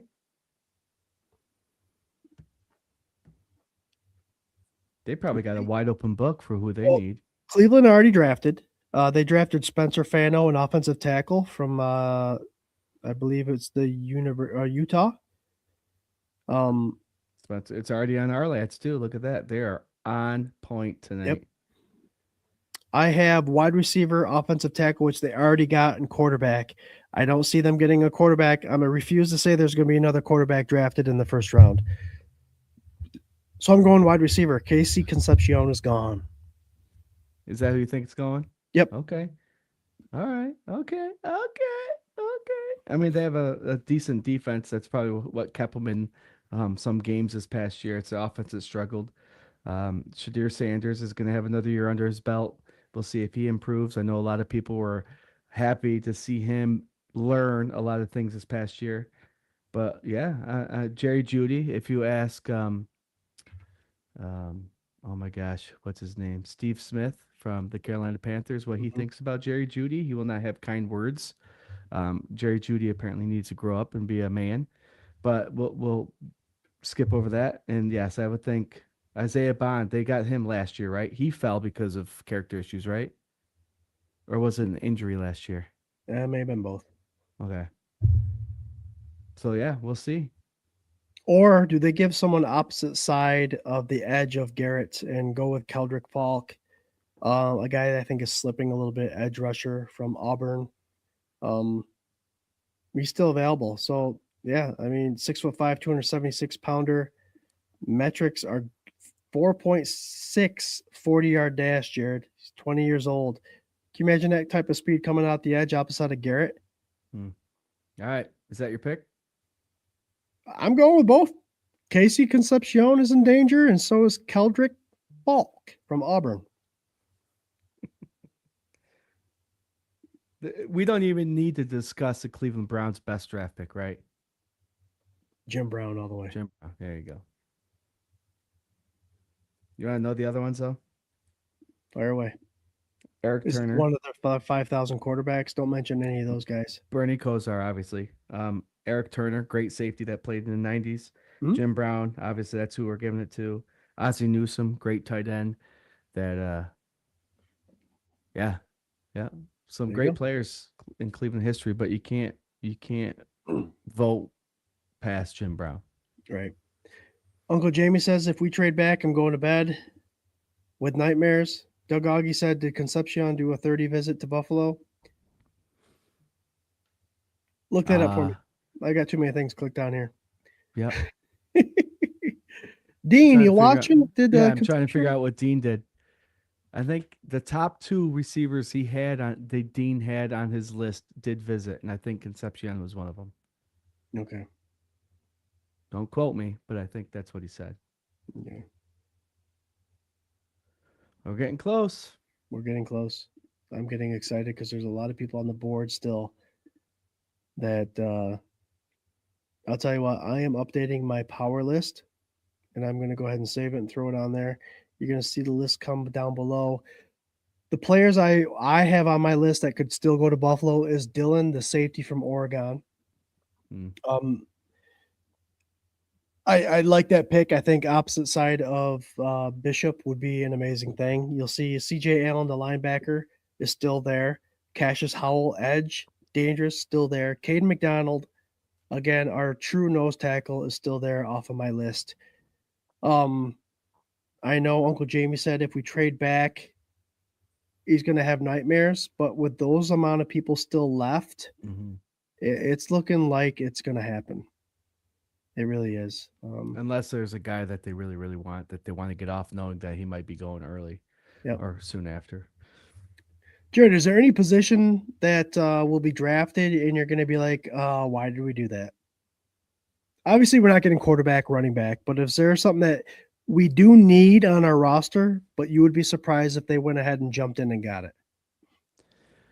So I am in the mindset that Joe Brady has led this offense to top 3 offense the last year and a half since he's undertaken the offense, obviously. DJ Moore is an upgrade. James Cook coming in last year being tied second with total touchdowns. This year being the leading rusher. Offensive line's always stout. Tight end room's busy. It's great. We love our tight ends. Wide receiver, I think, is improved.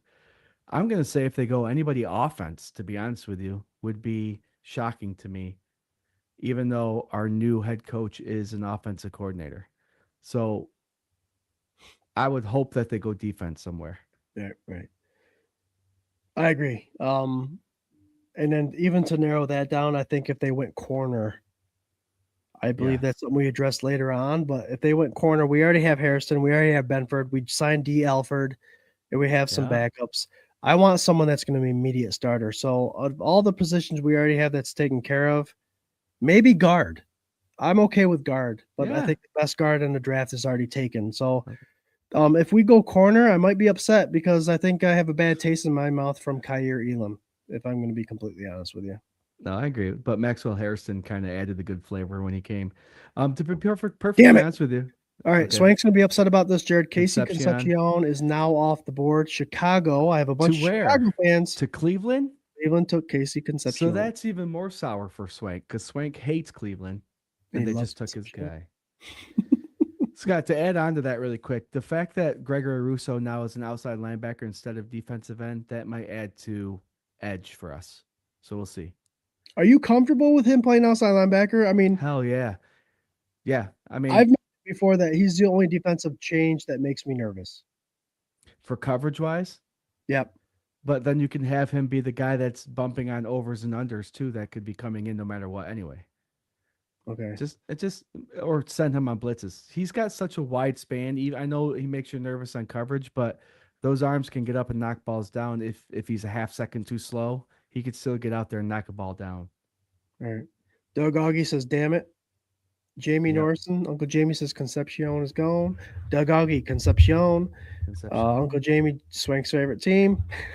Yeah. Yeah, Cleveland took a. That's gonna piss him off. Swank can't stand Cleveland. He loves Concepcion. You watch this guy. He's a special teamer. And the Bears are on the clock there, just so you know. Walter Payton is my goal for the best first round draft pick. But Oh yeah. Yep. weapon. I hate to see a good character guy go to a bad character team. Mhm. I'll just say that. So the Bears are on the clock. I'm going to just throw two more names out there because I think they at least deserve it. One honorable mention is Brian Urlacher, Yep. but you have Dick Butkus and Gail Sayers as well.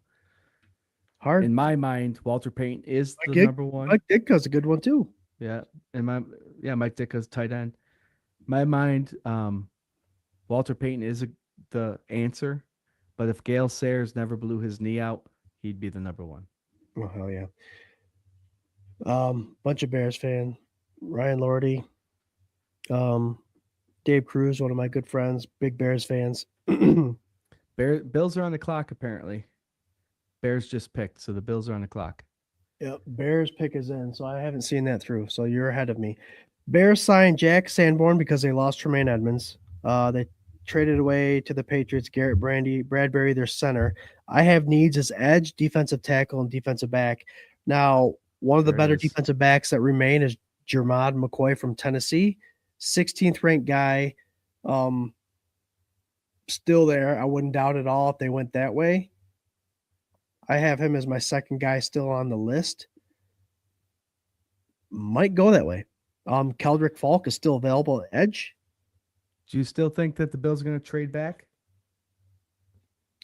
Unless they got someone on their list that they absolutely love and do not want it to even take the chance of losing, I think they. I see the Bills trading back. I think there's a handful of players that are still available.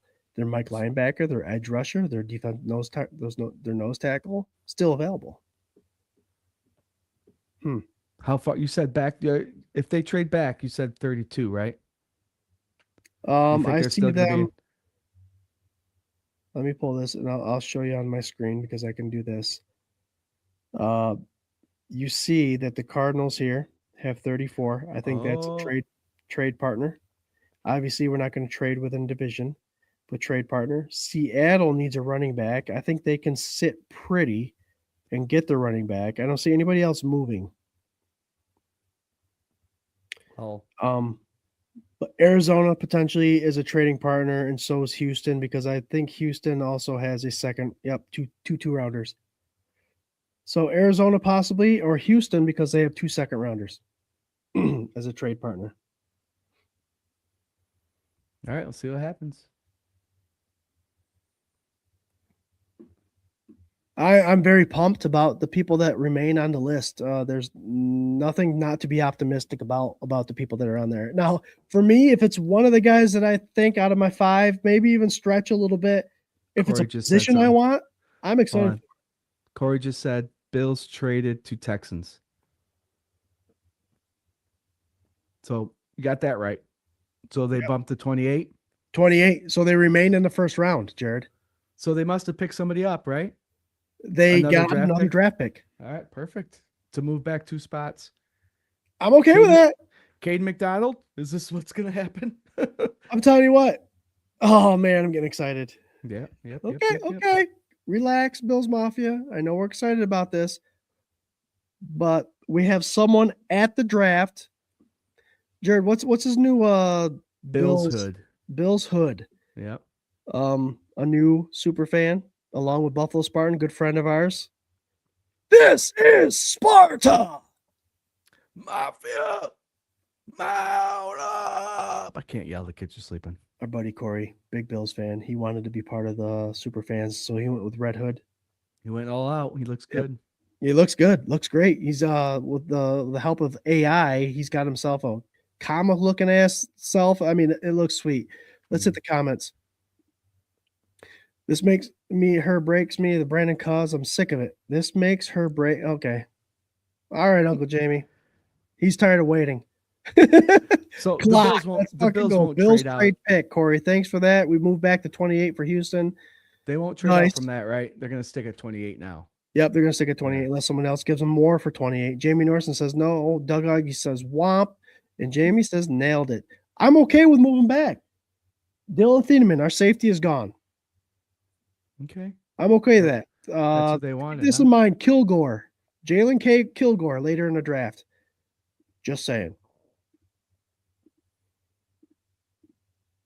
I'm going to show you some Dylan Thieneman highlights, and you're not going to like the fact that he's gone already, but we traded back, so I don't think the Bills were actually interested in him.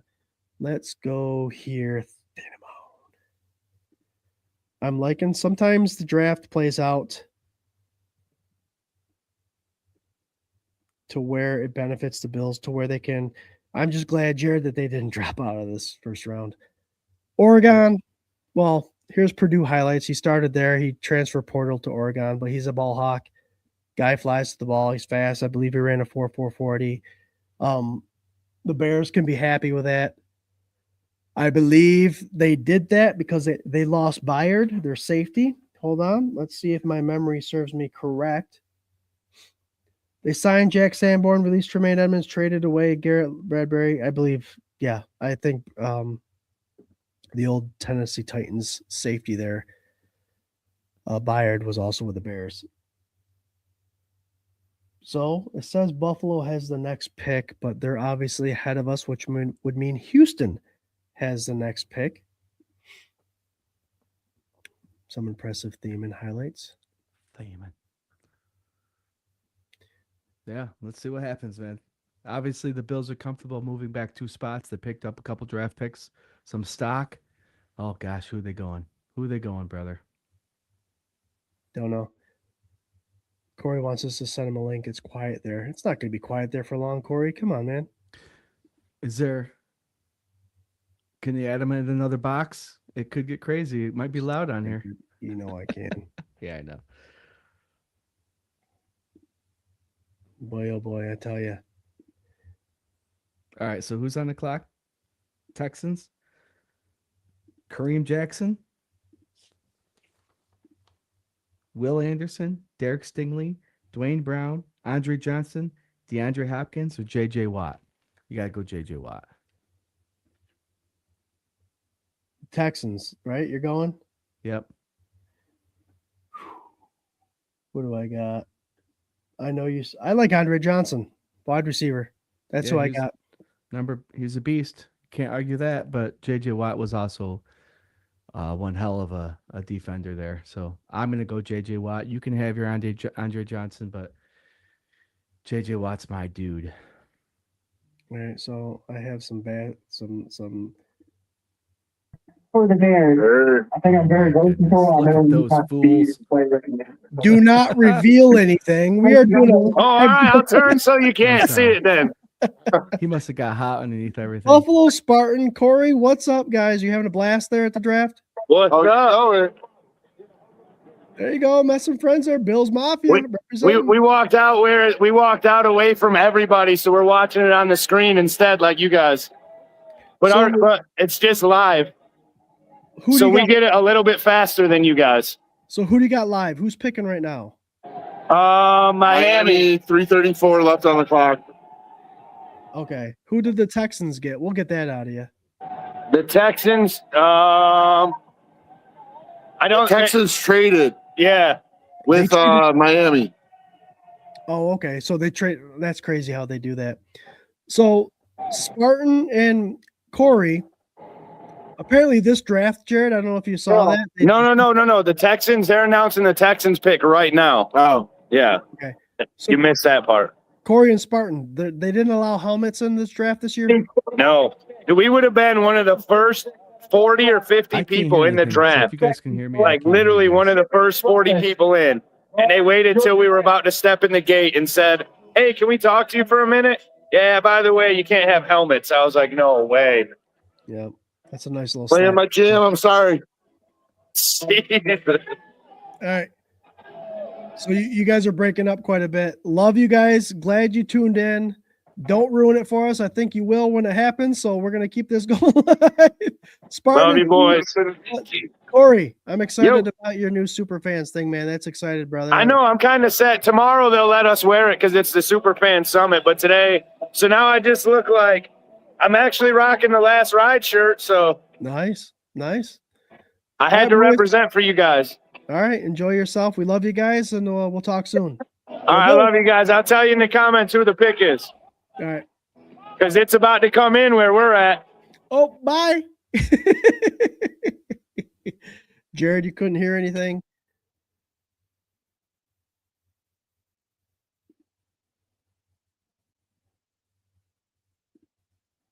I think Jared just exited the building. Jamie Norson says, now hear me out. Other than Brandon Bean picked Josh Allen, who a 0-star from Wyoming, who did he actually pick? He accidentally tripped over a unicorn. I'm sick of Brandon Bean. I'm done with him. They should have fired him and not McDermott. I'm totally sick of it. All right, Uncle Jamie. Well, we all have Can you hear me? I think Bean. Yep, I can hear you. Can't hear you. I think Bean does Something most of happened. his damage in the later rounds, and we've made the playoffs every year since he drafted. Yep, Jared's leaving us again. So let's go here. Kalen Rutledge, an offensive guard from Georgia Tech, is who the Texans apparently traded up so desperately needed to get him, which is interesting. But when it comes to offensive line, I'd show you films from the highlights, but he's not even on the film. So I guess that's where we stand. I can click on him. Offensive guard, 6'4", 316 pounds. Jared, I could hear you. I don't know if you're on mute or what, I but can hear. I No, can hear you fine. So the Texans traded up to get an offensive guard, a guy I didn't even have in my top 30, 6'4", 316 pounds from Georgia Tech. There is actually, no, I did have him in my third round. So they reached for this guy. okay. I'm okay with. Perfectly okay with that. What the boys have to say? Because once you clicked over to them, I lost it. Well, they're just having fun. I mentioned that the draft did not allow them to have helmets today. Tomorrow is Superfans Day, which they will allow it. But they're having a blast. Wow. They're about, I'm guessing, 5 minutes ahead of us. Miami Dolphins are picking now. I Okay. know it says San Francisco, but Miami is picking. Jared, who's your Great. Miami top pick in the history of? Well, I think Dan Marino has to be it. Yep. But you have Larry Zonka and Jake Long. So I think Dan Marino, his rookie year, took him to the Super Bowl. We all know his story. Great passer. Just had never had a good defense. Couldn't get to the big game again once he went the first year. But Dan Marino's got to be it. I agree. There you go. Let me lower that a little bit. How's that? Is that better? It's all good, bro. It's all good. I can see you. I can hear you. Well, Dolphins pick is in. They're picking at 27. They have already picked. Let's see here. According to what I have here, Dolphins had the 11th pick, traded back with the Cowboys just one pick, and they grabbed their offensive tackle, Caden Proctor. Okay. Okay. Are the Bills after the 49ers then? I have wide receiver and Or corner. Miami? Jermod McCoy is still available. So I have Miami going after Jermod McCoy. They needed a Wow. corner. They need to replace who they've lost. All right, so we're coming up on our pick. Let's say screw Miami. Let's talk about our Buffalo Bills for a second. Okay. We have Bruce Smith, Jim Kelly, Josh Allen, OJ Simpson, Trey White, and Reuben Brown.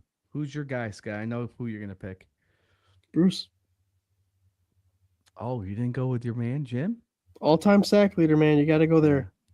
So the great debate is, I had a discussion at work today. Jim Kelly, we love Jim Kelly. He's our guy, right? Who's the better draft pick, Jim Kelly or Josh Allen? Different eras. Who's the best first round pick? Josh Allen. Oh, okay. I would say Jim Kelly. Jim Kelly had a guys- lot more talent surrounding him. Well, James Cook, leading rusher, Thurman Thomas, leading rusher. MVP.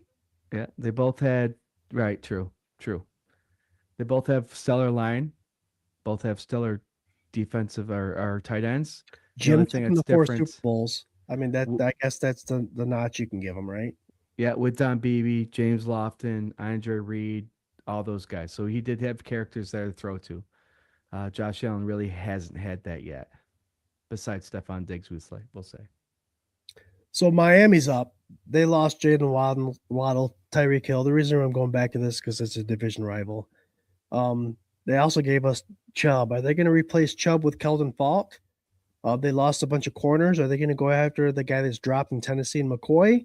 Or you think they're jumping the Bills now and grabbing a wide receiver in Denzel Boston? What do you think, Jared? What do you think? Oh, Do you know it already? no one even on the radar for me. Cornerback probably or safety Chris Johnson out of San Diego State. corner. Interesting. It is very interesting. I'll show you some highlights of him, but I had him. I don't think any mock had him going. Chris Johnson looks like San Diego State corner. Interesting. I had a feeling they might go this position, but there's a couple guys ahead of this guy. I think I'm ahead of you, bro. I just read something crazy. You want to hear it? Nope. Okay, well, Is it good news or bad news? it's good news.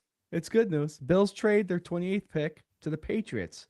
The Bills now have a 31 and 125. So they're still in the first round, but they picked up another draft pick. Let's go. What they get with the last one? They got 3 picks. I know that. They got Alright, so- they just traded one away, but So they bounced back 5 to gain 2 picks in the first 4 rounds. yeah. Yep. All right. Well, Uncle Jamie, you don't like Bean for what he's done, but that's pretty amazing work right there. So right now we're looking at Chris Johnson, cornerback, San Diego State, Miami pickup. Miami bounced up a little bit to get him. I can show you in my tab that he would have been, I think he was the 4th cornerback remaining. Jermod McCoy, Avion Terrell, and Colton Hood were all ahead of him.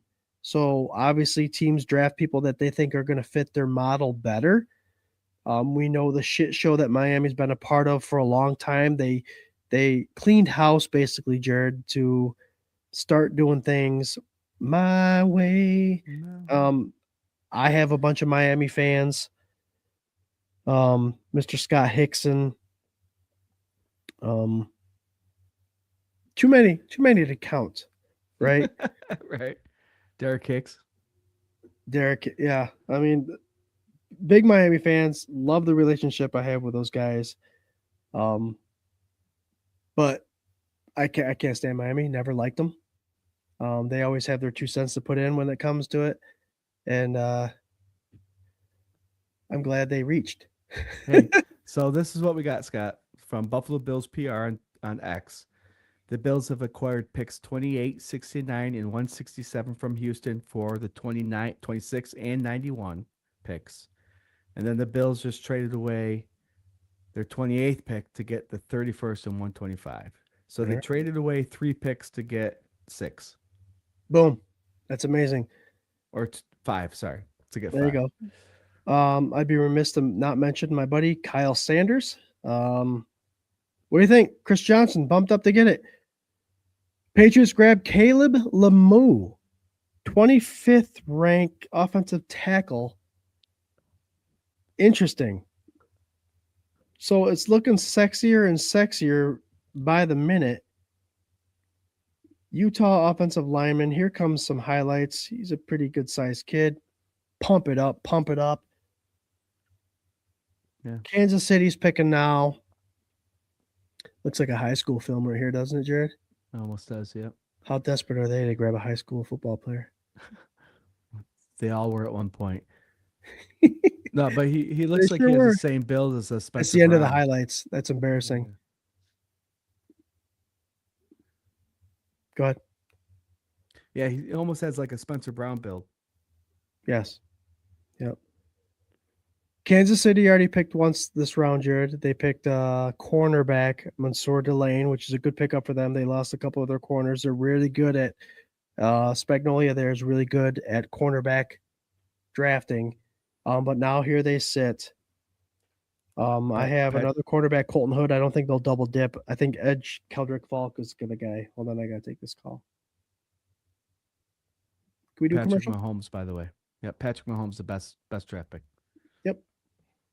Commercial. Right in the heart of the Finger Lakes, Phelps, New York. Two local favorites are bringing people together. At Otis and Lisa, it's all about flavor. Finger Lakes' finest wings, fresh made pizza, and the kind of quality you don't just find anywhere. It's something you come back for. Then just down the road, step into Dirty Jack's Tavern, a true local hangout. Cold local beers, a welcoming atmosphere, and a place where everyone feels at home. Owned by Andy and Lisa Mattoon, it's more than great food and drinks. It's about community, connection, and supporting Phelps every day. Come for the food, stay for the people, be part of something local.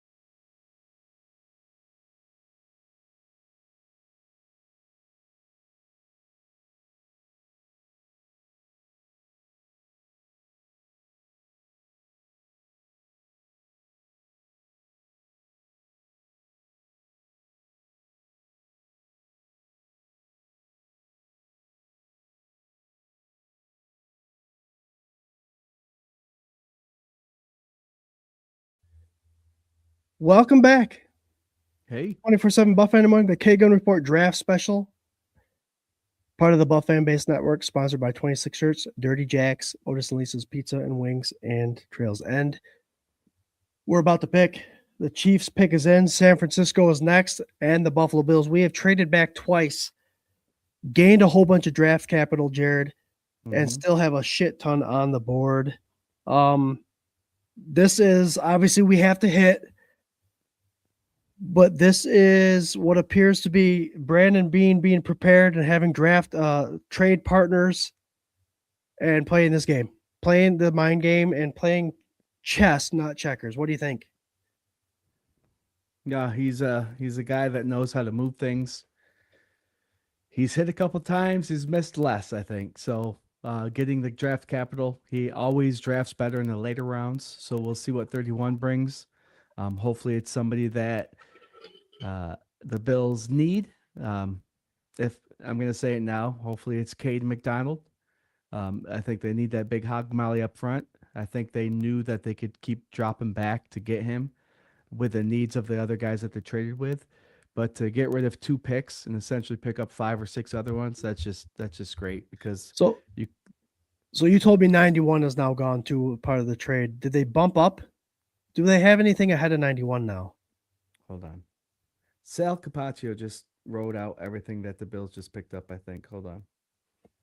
If you're not following Sal Capaccio on social media, you need to as Bills fans. He's going to keep you up to date with everything.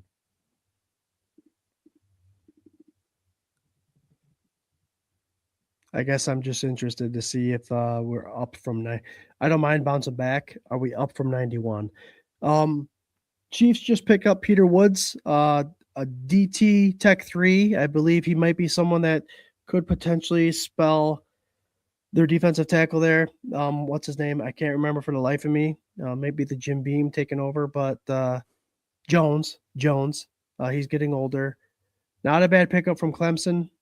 Look at that. You see his stats. 2 touchdowns, probably fumble returns, but a good pickup for them, but not one of those sexy pickups because I believe Mahomes needs protection and Mahomes needs people to throw to. Yeah. So the Bills still have a first round pick, 31. They also now have 3rd round first pick, 4th round second pick, What 5th round third. Wait. 3rd round first pick? Yep. So what's that? 62, 32, 64, 97, 96, 97th pick. So they have the first pick in the 3rd round, 2nd pick in the 4th, 3rd pick in the 5th, 1st pick in the 6th, 1st pick in the 7th. They gained 5 picks from 1 trade or from 2 trades with 1 pick. So go over them again because we had 7 to begin with.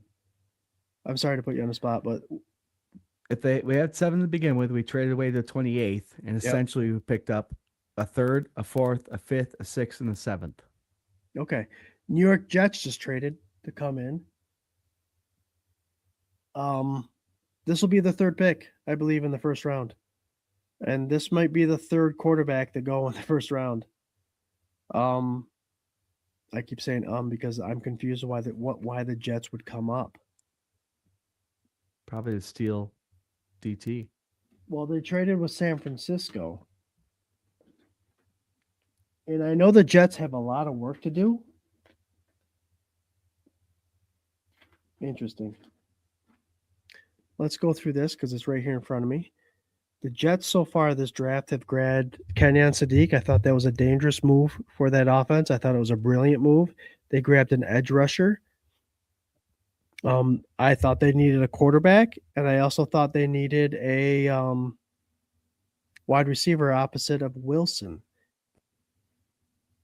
But we also know that they love corners with Darrelle Revis. So now the fact that Jermod McCoy and Avion Terrell are available, as well as Colton Hood, that may be where they're going. Who are your top?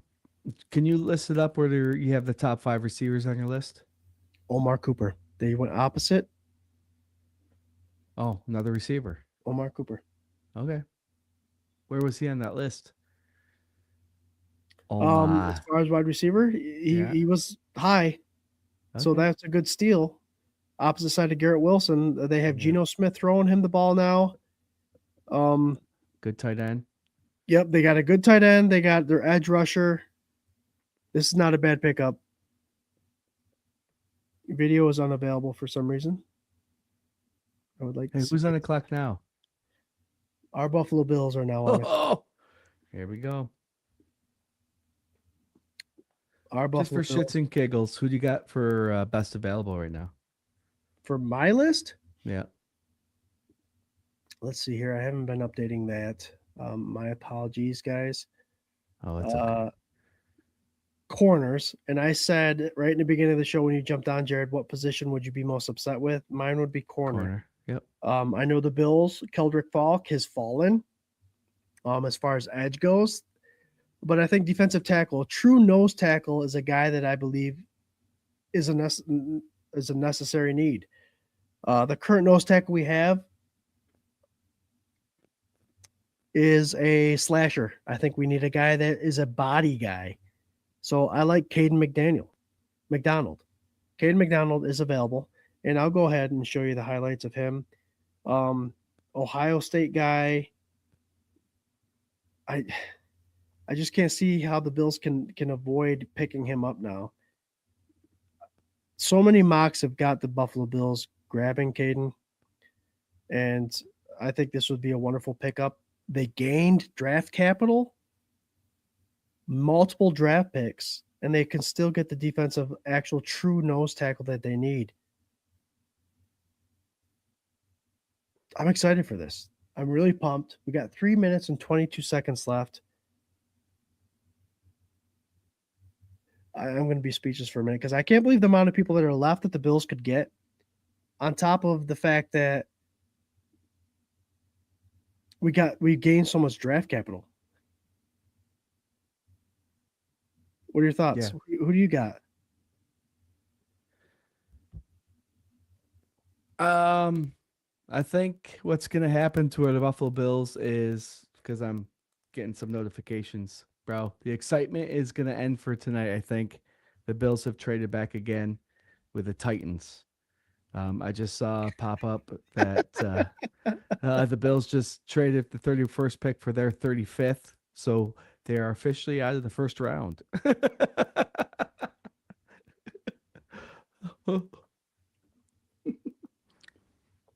You can't be mad about it, though. No, I mean, if they have a guy lined up that keeps creeping down, then keep slipping. Yeah. And that's fine. I mean, so we got 35th pick, so we dropped down 9 picks. We've traded 3 times. So that means I can't wait to see what Bean has gotten. With these, Tennessee drafted, they traded, they just lost Tavondre Sweat, a guy that from Texas a couple years ago that I wanted as a Buffalo Bills fan. They traded the Jets for Jermaine Johnson. So it almost looks like Titans are coming up to grab their defensive tackle that they just lost. If Caden leaves, if I'm thinking that, I hope the Bills thought that.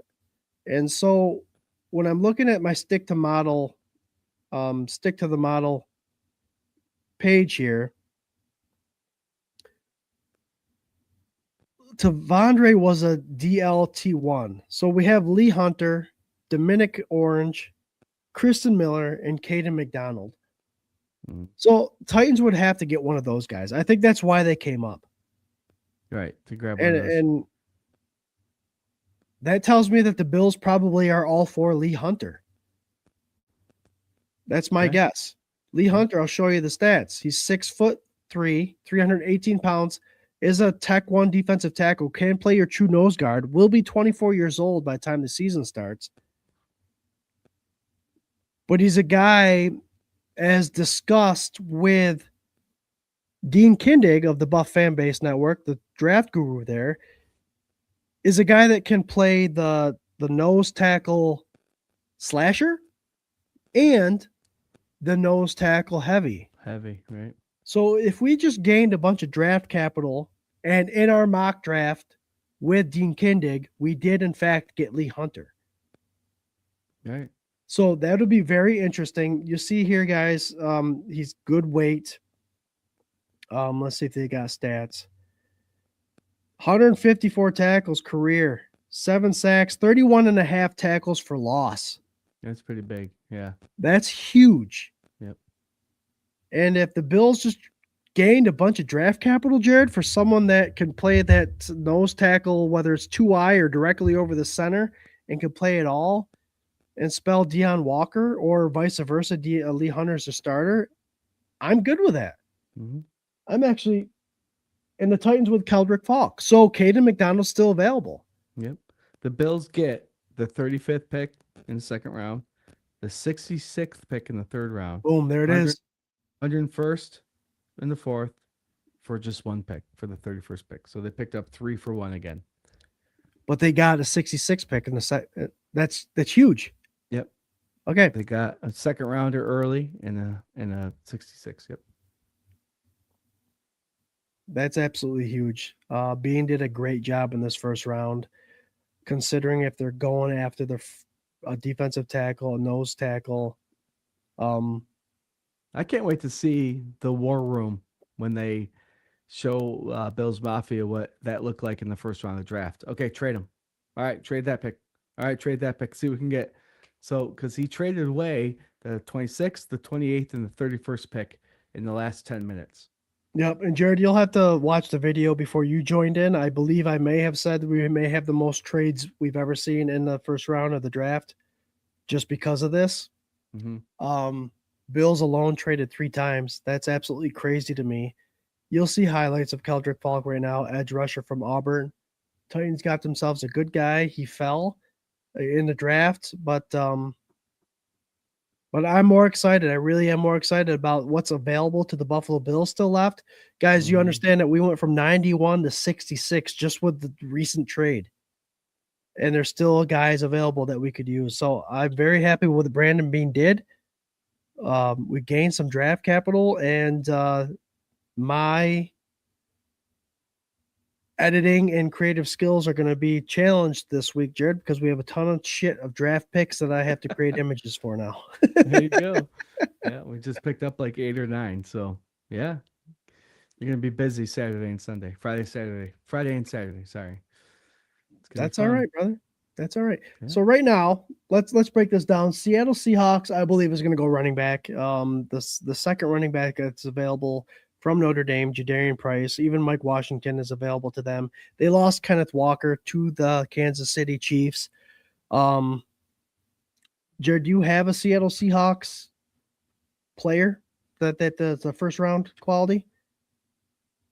No, I mean, first round top draft. Yeah, they got rid of their big hog Molly there at running back. So I think if a running back came in there, that wouldn't surprise me. Their defense is legit. That's why they won the Super Bowl.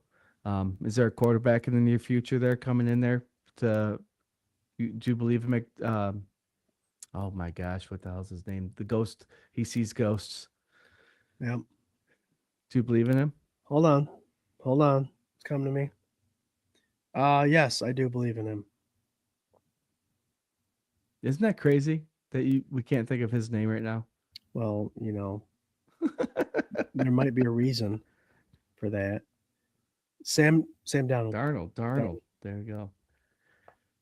But would they have traded up to get a receiver? Or a quarterback. I don't think so. So, I think running back or receiver. It's got to be something offense. It's got to be a big player on offense. I think it's running back. Seattle Seahawks signed Chaz Surratt, linebacker, Anthony Bell, defensive back, Chanel Jean Charles, Rodney Thompson, and Noah and Digjahane, cornerbacks. They lost Kenneth Walker. That's why I believe it's either edge or running back for them. Mm-hmm. And if you look at this lovely stick to the model, I can't believe these 2 corners are still available. But if you're looking at edge, you're looking at TJ Parker, which I believe would be a reach right now. But Cassius Howell is someone I believe could be a very beneficial player. I wanted the Bills to get him. That may even be a pick that the Bills grab with their pick now. But running back wise, if there's another one that's going to go off, it's Jadarian Price. I think that's time for him to come off the board. Seattle will close it off, Jared, with their final pick. Another year that we just watched the full draft and didn't get a pick. But Buffalo Bills fans, Bills Mafia, Fandemonium, FLX Mafia, wherever you're watching from, you got to be happy with what Beane did. All the mock drafts that we've done, you see the players that are still available. If you're to ask me, and I'm going to go ahead and click on a bunch of buttons here for the stick to the model. For those that want wide receiver, Denzel Boston is a guy that's still available that has been mocked a couple times. Chris Brazzell has been first round availability. Chris Bell is someone that's a second, third rounder that has been mocked to the Buffalo Bills. And the Bills were also interested in Antonio Williams in the past. So there's your wide receivers. Defensive line. Caden McDonald, one of my favorites, true nose tackle, is available. Lee Hunter is a name that we mocked using FanSpeak with Dean Kindig last week, Buff Fan Base Draft Guru, still available. We're talking first round. Edge rushers. Cassius Howell is still available, a guy that I mocked a couple times. You'll see on 24/7 Buff Pandemonium social media a guy that potentially could be a Bills edge rusher. 6'2", 253. Look at that speed. 4.59 40. A good athletic skill. Metrics. Boom. Looks good He's to a me. guy that's fast off the edge.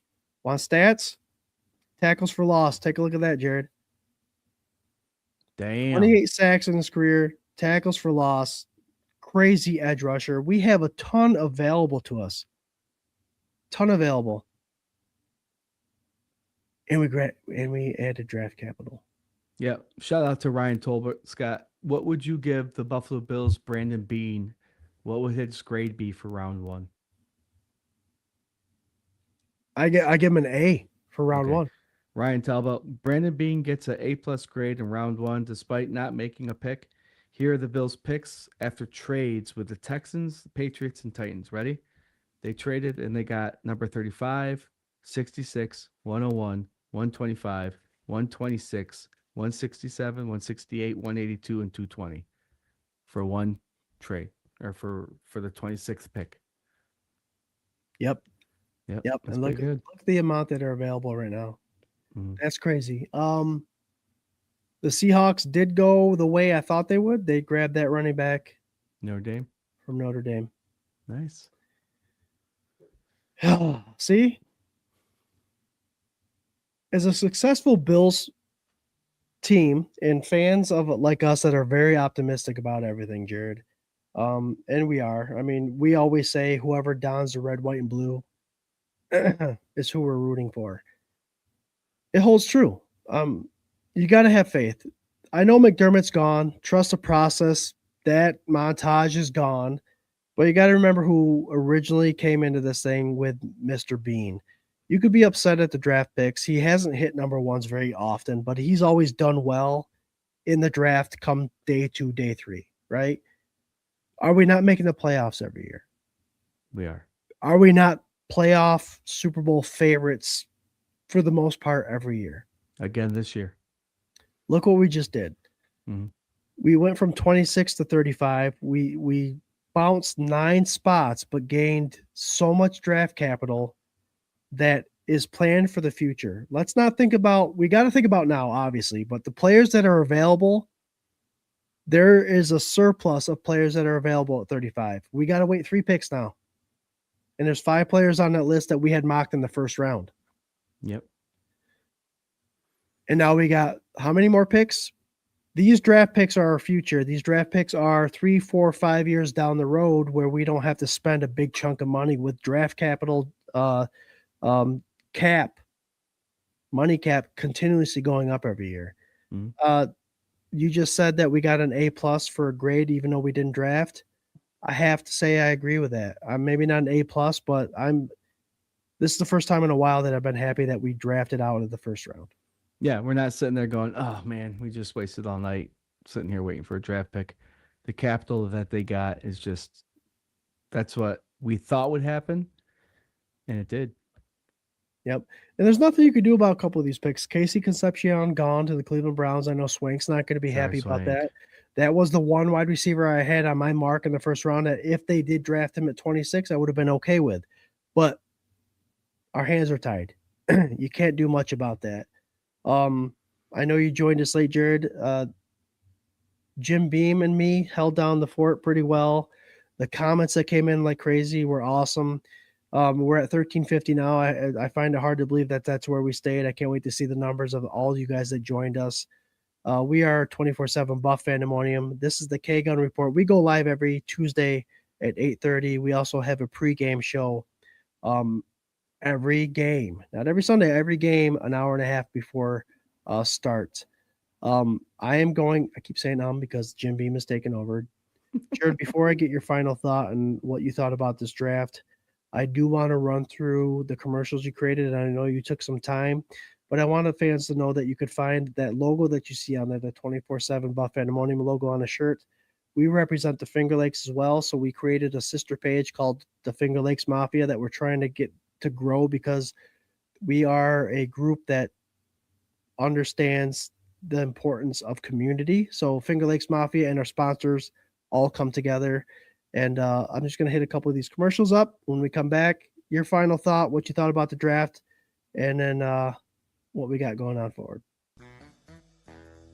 It's never too early to stack up on your favorite sports apparel.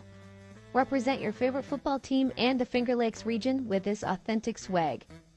This original FLX Mafia merchandise can be found at the 24/7 Buff Fandemonium store.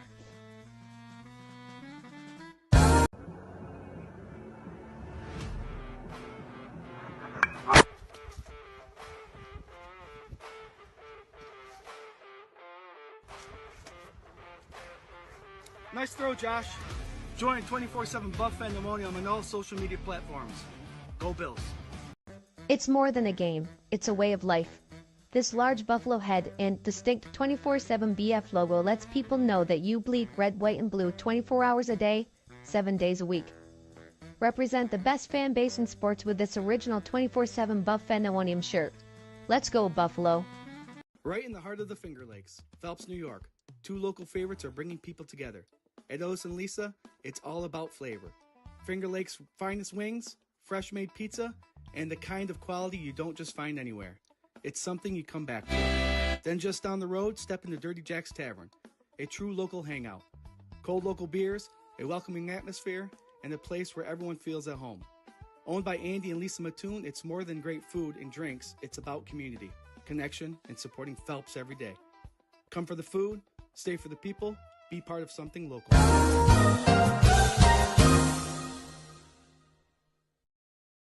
I love that we'll be back soon. I also want to throw in there our other sponsored Trails End. There's a place in Dresden where the air smells like Sunday morning. Fresh bread, sizzling bacon, and coffee that could wake you with a smile. At Trails End Restaurant, comfort food isn't just a menu item, it's a promise. Hearty, home-style meals made from fresh quality ingredients. Pies made that very morning, and folks who greet you like family, even though the first time you walk through the door. Stop by Trails End Restaurant today, Route 14. Hold on, I'm adding Jared. Main Street, Dresden, because sometimes the best trails lead to home. I will start off, Jared, by thanking the Bills Mafia, the Fandemonium, for joining us tonight. Having a couple drinks. I had probably more than I should have because you left me alone for so long earlier on. But it is what it is. It's a great year for 24/7 Buff Fandemonium and the K-Gun Report. We have year-round sponsors. We are always a part of the Buff Fan Base Network and sponsored by, as well, 26 Shirts, 26shirts.com. Go to the website. Everything's explained there. You order merchandise. You're supporting Western New York families. It's a win-win-win-win-win. So thanks to the Mafia that joined today. It's a wonderful draft. Jared, I'll get your final thought, and then I'll tie it off, man. Yes, Scott, I'm going to give you credit for holding it down for about an hour and a half, 2 hours. Things ran a little bit longer today than expected, but you did a fucking fantastic job. The website you had up there to follow along, the highlights were just amazing.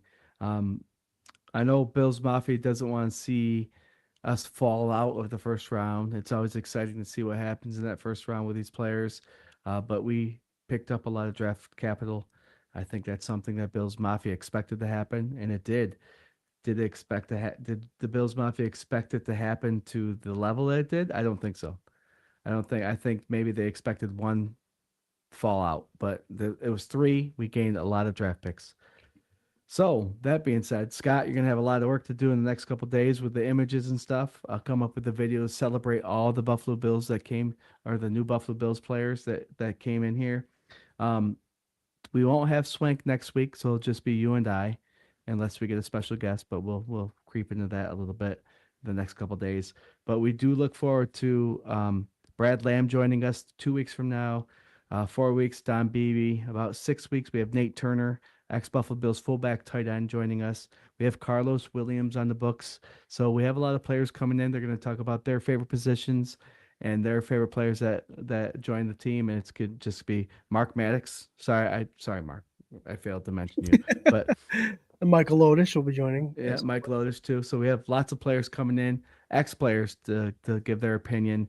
And I tell you what, if there's a show to tune into, I know Scott Swank and I are fun to listen to, but to hear the stories that these 90s Bills have and their opinions of what the future is, it's just simply amazing. So make sure you tune in there. We'll share it everywhere so you can subscribe and save those dates. But Yeah, another draft under the books. All 32 teams, or not all 32 teams, but 32 young men were their lives have just changed forever. Congratulations to them. Mhm.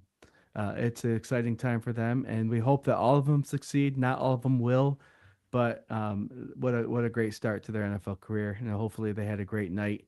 We'll be back shortly, right around the corner, Tuesday, to talk about our draft picks. And there's going to be a lot talked about. I don't think we're going to get to all of them that first night, but we'll get to a majority of them. And we can't wait to come back and talk Bills football. Bills Mafia. It's a rebuild year, right? We got a lot of picks coming in. Josh Allen's still our guy. James Cook's still our guy. It's going to be a fun season. So stick with us. It's going to be fun to talk football for the next couple of months. And until we see you Tuesday, take care of each other. Enjoy the nice weather, and go Bills. Jared, flip your hat around. I got you that draft hat for a reason. Did you get a pen with yours? Nice. You got a pen with yours. This is this year's draft hat. I'll end up by expressing appreciation for those that left comments, for those that joined. I know the Buffalo Sabres were playing as well, and it's a long night, and they won. So on to the next game. They're probably playing Saturday since it's every other day. Thanks for keeping it easy for me. I know I was a loner for a while, and you guys kicked ass with that. I do want to remind people of our sponsors. Love the fact that we have those guys this year. 26 shirts, Otis and Lisa's Pizza and Wings, Dirty Jacks, and Trails End. Thank you for sponsoring this year. It's a year-long sponsor. Excited about that.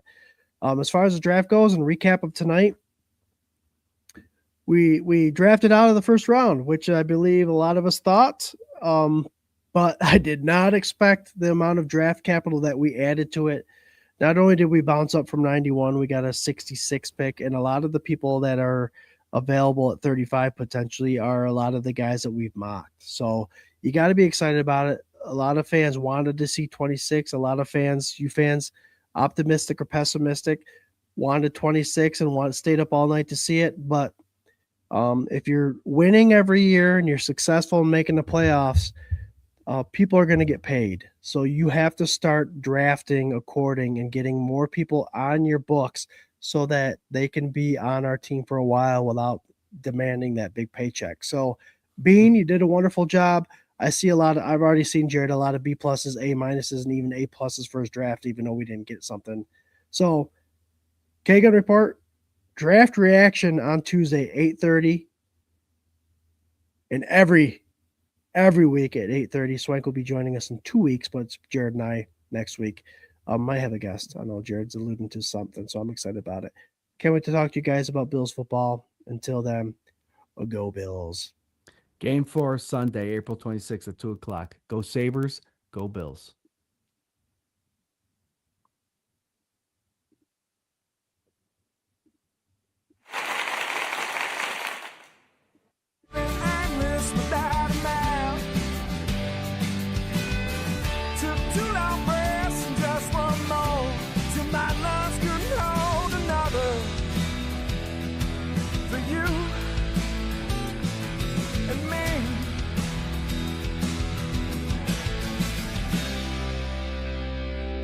Baby blue.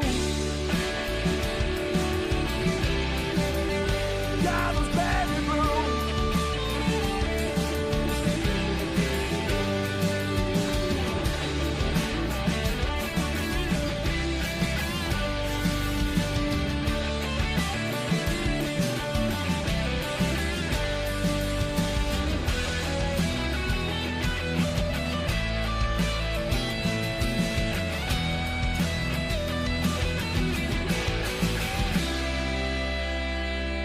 Baby blue.